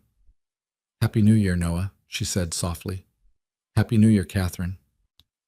For a moment they just stood there, and Noah felt something shift in the air between them. Something more than friendship, more than co-parenting, something he wasn't quite ready to name. Then Mia crashed into his legs, hugging him. Happy New Year, Daddy! The moment broke. Noah scooped Mia up, spinning her around while she giggled. "Happy New Year, baby girl. Here's to the best year yet." The girls were asleep by 9:30, crashed in Ella's room in a pile of blankets and stuffed animals. Noah and Catherine covered them with a spare blanket and retreated downstairs. "I should probably get Mia home," Noah said, even though he didn't particularly want to leave. "Or," Catherine said, "you could stay. Have some actual adult conversation. Maybe a glass of wine? It's still early." Noah checked his phone. 9:45. "Okay, yeah, that sounds nice." They ended up in the living room with glasses of wine that Catherine admitted she knew nothing about. It had been a gift from a business associate, and she just grabbed a bottle at random. They sat on opposite ends of the couch, comfortable in the quiet. "Can I ask you something personal?" Catherine said after a while. "Sure." "Do you ever think about dating again? Finding someone?" The question caught Noah off guard. "Sometimes, but it's complicated with Mia. I can't just bring random people into her life. She's been through enough loss." "That makes sense." Catherine swirled her wine. "I've never really dated. Ella's father was a mistake, a one-night thing that resulted in a pregnancy. Before that, I was too focused on building my company. After that, I was too focused on being a mother. I wouldn't even know how to date if I tried. I don't think anyone really knows how. You just figure it out as you go." "Is that what we're doing?" Catherine asked quietly. "Figuring it out as we go?" Noah looked at her, really looked at her. Somewhere along the way, she'd stopped being the woman who'd accused him of kidnapping. She'd become Catherine, complicated and caring, wounded and trying, someone who made him laugh and made him think and made him want to be better. "I don't know what we're doing," he admitted, "but whatever it is, I like it." "Me too." She took a sip of wine. "I like who I am when I'm around you. You make me want to slow down, be present, actually live instead of just working all the time. You make me feel less alone, like I'm not the only one struggling to figure out this parenting thing." They talked until well past midnight, the real midnight, not the West Coast version. They talked about their childhoods, their fears, their hopes for their daughters. Catherine told him about building her company from nothing, about the loneliness of success, about how nothing she'd achieved professionally had ever felt as important as getting Ella to smile. Noah told her about Sarah, really told her this time, about the diagnosis, the treatments, the hope, and the despair, about holding her hand when she died, about the promise he'd made, about the 3 years of barely keeping his head above water. "You've been so strong," Catherine said. "I've been surviving. That's not the same thing." "It is, though. Survival is strength. Getting up every day, taking care of your daughter, staying kind when you had every reason to become bitter, that's the strongest thing a person can do." Noah felt his throat tighten. "Thank you for saying that. Thank you for being that, for showing me what real strength looks like." At some point, they'd moved closer together on the couch. Not touching, but close enough that Noah could smell her perfume, could see the flecks of gold in her brown eyes. "Noah, I need to tell you something," Catherine said, "and I need you to hear me out before you respond." "Okay. I'm falling for you." The words came out in a rush. "I know it's fast, I know it's complicated, I know we have our daughters to think about. But I can't keep pretending this is just friendship. You're the first person in years who's seen me, really seen me, and hasn't wanted something from me. You're kind and patient, and you make me laugh. And when I'm with you, I feel like I can breathe for the first time in forever." Noah's heart was pounding. "Catherine, I know you might not feel the same way. I know you might still see me as the woman who almost ruined your life. But I had to tell you, I couldn't go into a new year carrying this secret." "Can I talk now?" Noah asked gently. She nodded, looking terrified. "I'm falling for you too. Have been for a while, actually. I kept telling myself it was just friendship, just co-parenting, just convenience. But it's more than that. You're brilliant and funny, and you're trying so hard to be better, and I admire the hell out of you for it." Catherine's eyes went wide. "Really? Really? But Catherine, we have to be smart about this. We have 2 little girls who are already attached to each other. If we try this and it doesn't work..." "It'll work," Catherine interrupted. "I'll make it work. I'll do whatever it takes." "You can't promise that. None of us can. Life happens. Things fall apart." Then we'll put them back together. Together. She reached for his hand. I'm not saying this will be easy. I'm not saying I won't make mistakes.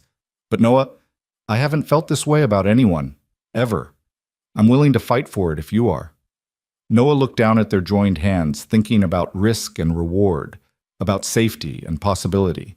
He'd been playing it safe for 3 years, protecting himself and Mia from any potential hurt. But safety also meant loneliness.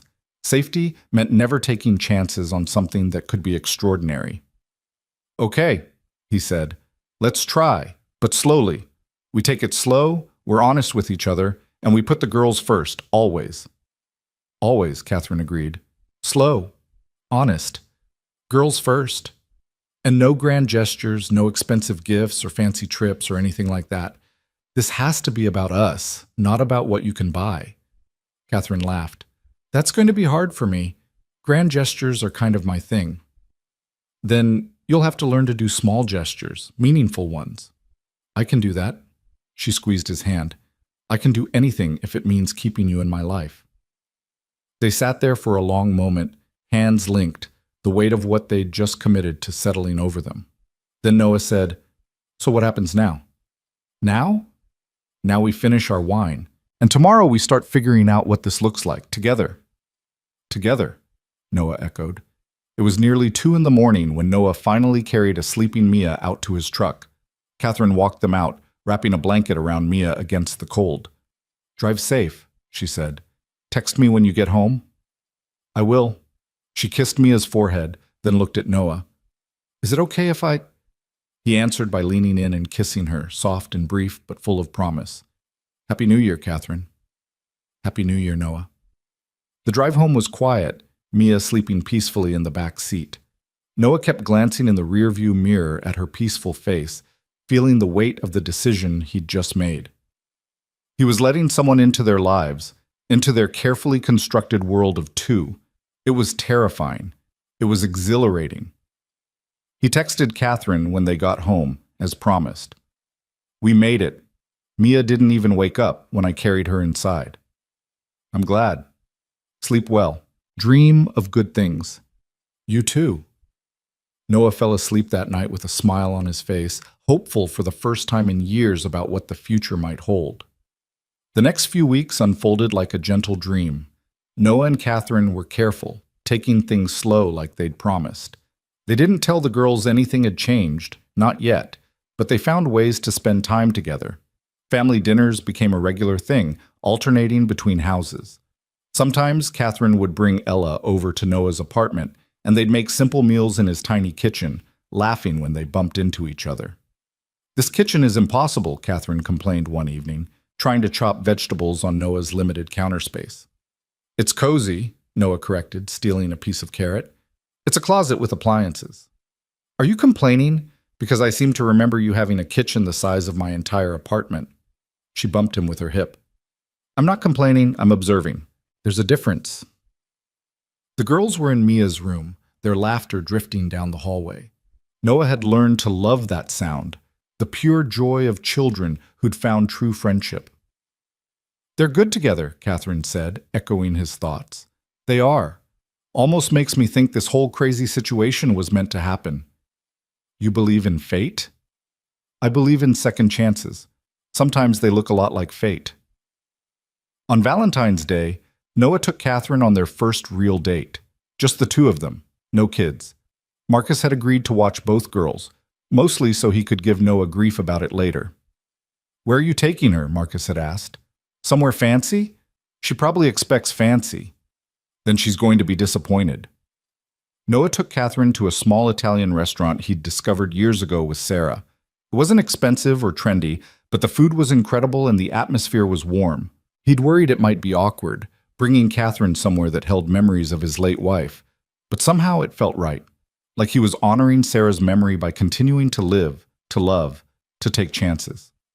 Catherine wore a simple dress, had her hair down, looked beautiful in the candlelight.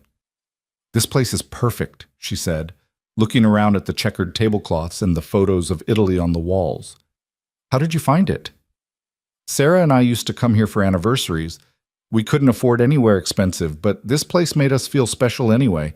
Catherine reached across the table for his hand. Thank you for sharing it with me. I know that couldn't have been easy. It's easier than I thought it would be. I think Sarah would like you. I think she'd be happy that Mia and I aren't alone anymore. They talked through dinner, through dessert, through coffee. They talked about their hopes for their daughters, about what kind of future they wanted to build together.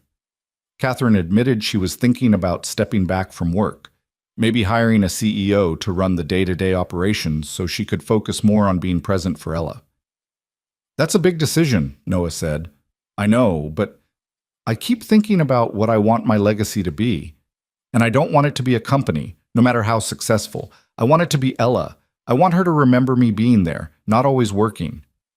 For what it's worth, I think that's incredibly brave. When they got back to Marcus's house to pick up the girls, they found Mia and Ella had made them a card. It was covered in glitter and stickers, and inside it said, "We think you should be boyfriend and girlfriend. Love, Mia and Ella." Marcus was grinning from the doorway. They'd been working on that all evening. I had nothing to do with it. Noah and Catherine looked at each other, then at the two hopeful faces watching them. What do you think? Noah asked the girls. Should we be boyfriend and girlfriend? Yes! Both girls shouted. But that means we need to have some rules, Catherine said seriously. This is important, so I need you both to listen. The girls settled down, attentive. If your daddy and I are together, that means we're a family now, all four of us. But family means we have to be honest with each other, and kind and patient. It means sometimes we'll disagree, but we'll work it out because we love each other. Can you both do that? Mia and Ella nodded solemnly. And it means, Noah added, that we take care of each other. When someone needs help, we help. When someone is sad, we comfort them. When someone makes a mistake, we forgive them. That's what family does. We can do that, Mia said confidently. We're already good at being friends. Being family will be even better. And she was right. Over the next few months, they figured out how to blend their very different lives into something that worked. Catherine cut back her hours at work, started attending Ella's dance recitals and parent-teacher conferences. Noah accepted help when it was offered, let Catherine pay for things sometimes without fighting her about it. They had their struggles. There was the time Catherine had to fly to New York for an emergency board meeting and missed Ella's birthday party, leaving Noah to comfort a devastated little girl. There was the time Noah's truck broke down and he was too proud to ask Catherine for help, ending up stranded on the side of the road for 3 hours before finally calling her. This is what I'm talking about, Catherine had said, exasperated after picking him up. We're supposed to be partners. That means letting me help when you need it. I know. I'm sorry. I'm still learning how to do this. We both are. They learned. Slowly, imperfectly, but they learned. By spring, the girls were calling each other sisters, and Noah and Catherine were talking about the future in concrete terms. Not marriage, it was too soon for that, but cohabitation. The question was where. My house has the space, Catherine said one evening. They were at Noah's apartment, the girls asleep after a movie marathon. You and Mia could move in. She and Ella could share the playroom, or we could convert one of the guest rooms into a bedroom for Mia. That's generous, but you don't want to live in my house. I get it. It's too big, too impersonal, too much a reminder of everything we come from different worlds. It's not that. It's just, Noah struggled to put it into words. This place is our home, mine and Mia's. It's where we grieved Sarah, where we learned to be okay again. I'm not sure I'm ready to leave it. Catherine was quiet for a moment. What if we found somewhere new? Not my house, not your apartment, but something that's ours. All four of us, starting fresh. You'd give up that mansion? In a heartbeat, if it meant we could all be together. Besides, you were right that first day I invited you over. It's too much space for too few people. I want a home that feels full, not empty. A home that feels like what we built here, just with a little more room. They found a house in May. It was in a middle-class neighborhood, not as fancy as Maple Ridge, but much nicer than where Noah's apartment was. 4 bedrooms, a decent backyard, a kitchen big enough for 2 people to cook in without bumping into each other constantly. It needed work. The deck was rotting, the bathroom tiles were cracked, the landscaping was overgrown, but it was perfect. I can fix all of this, Noah said, walking through with the inspector's report. The deck, the tiles, all of it. It'll take time, but I can do it. We can do it, Catherine corrected. You teach me, I'll help. We'll make it ours together. They closed on the house in June and spent the summer fixing it up. Marcus and some of the guys from the construction site helped with the big projects. Catherine hired professionals for the things that needed permits and expertise. But mostly, it was the four of them, Noah and Catherine and two excited girls, painting walls and planting flowers and turning a house into a home. Mia and Ella's room was painted purple with silver stars, a combination of both their favorite colors. They each got their own bed, but pushed them together anyway, preferring to sleep side by side. We're sisters now, Ella explained when Catherine suggested they might want separate beds. Sisters sleep together. Noah and Catherine's room was simple, soft blues and grays, nothing too elaborate. But it had a reading nook by the window where they'd sit together in the evenings, talking about their days, making plans for the future. The day they officially moved in was chaotic. Boxes everywhere, furniture in wrong rooms, nothing where it was supposed to be. But when evening came and they ordered pizza and sat on the floor of their new living room surrounded by chaos, Noah felt something settle in his chest. We're home, Mia said, looking around with satisfaction. Yeah, baby, we're home. That night, after the girls were asleep in their new room, Noah and Catherine stood on the half-finished deck looking out at their overgrown backyard. We did it, Catherine said, leaning against him. We actually did it. Did you doubt we would? Sometimes. Usually around 3 in the morning when I couldn't sleep and my brain would tell me all the ways this could fall apart. And now? Now I think maybe your Sarah was right. People deserve to be judged by who they're trying to become, not who they've been. And we're all becoming something better together. Noah wrapped his arm around her. I love you. You know that? It was the first time either of them had said it. Catherine turned to look at him, eyes bright. I love you too. You and Mia. Both. My family. Our family, Noah corrected. They stood there for a while, watching fireflies start to appear in the yard, listening to the quiet sounds of their neighborhood settling in for the night. Somewhere in the house, one of the girls laughed in her sleep. A dog barked in the distance. A car drove by, its headlights sweeping across their new home. It wasn't perfect. The house still needed work. Their blended family still had rough edges to smooth out, and there would undoubtedly be challenges ahead. But it was theirs, built on a foundation of second chances and forgiveness, and the simple decision to keep showing up for each other. Noah thought about that night at the festival, about the terrified little girl who'd changed everything, about the accusation that had almost destroyed him, about all the small moments since then that had led to this, to a home, a family, a future he'd never imagined possible. What are you thinking about? Catherine asked. About how sometimes the worst moments lead to the best things, about how I almost walked away from this a dozen times, and how glad I am that I didn't. Me too. She kissed him softly. Thank you for not giving up on me. On us. Thank you for being worth not giving up on. They went inside together, checking on the girls one more time before heading to their own room. Mia and Ella were tangled together in sleep, peaceful and secure in the knowledge that they were loved, that they were safe, that they were home. Noah turned off the light and closed the door part way, exactly how both girls liked it. In the hallway, he took Catherine's hand. Ready for tomorrow? She asked. First full day in the new house? Ready for tomorrow, ready for next year, ready for whatever comes, as long as we're together. Together, Catherine agreed. And as they fell asleep that night in their new home, surrounded by the evidence of their imperfect, beautiful life, the half-unpacked boxes, the crayon marks the girls had already made on one wall, the sound of 2 children breathing softly down the hall, Noah realized that Sarah had been right all along. The world was still good, people were still kind, and second chances, when you were brave enough to take them, could lead to something more wonderful than you ever dared to dream. Outside, the summer night was warm and full of stars. Inside, a family slept. Not the family any of them had started with, not the family anyone would have predicted, but exactly the family they all needed. And in the morning, they would wake up together and keep building this life, one imperfect, beautiful day at a time. Because that's what family does. They show up, they stay, They love each other through the hard parts and celebrate the good parts and forgive the mistakes in between. They become, together, something more than they ever could have been alone.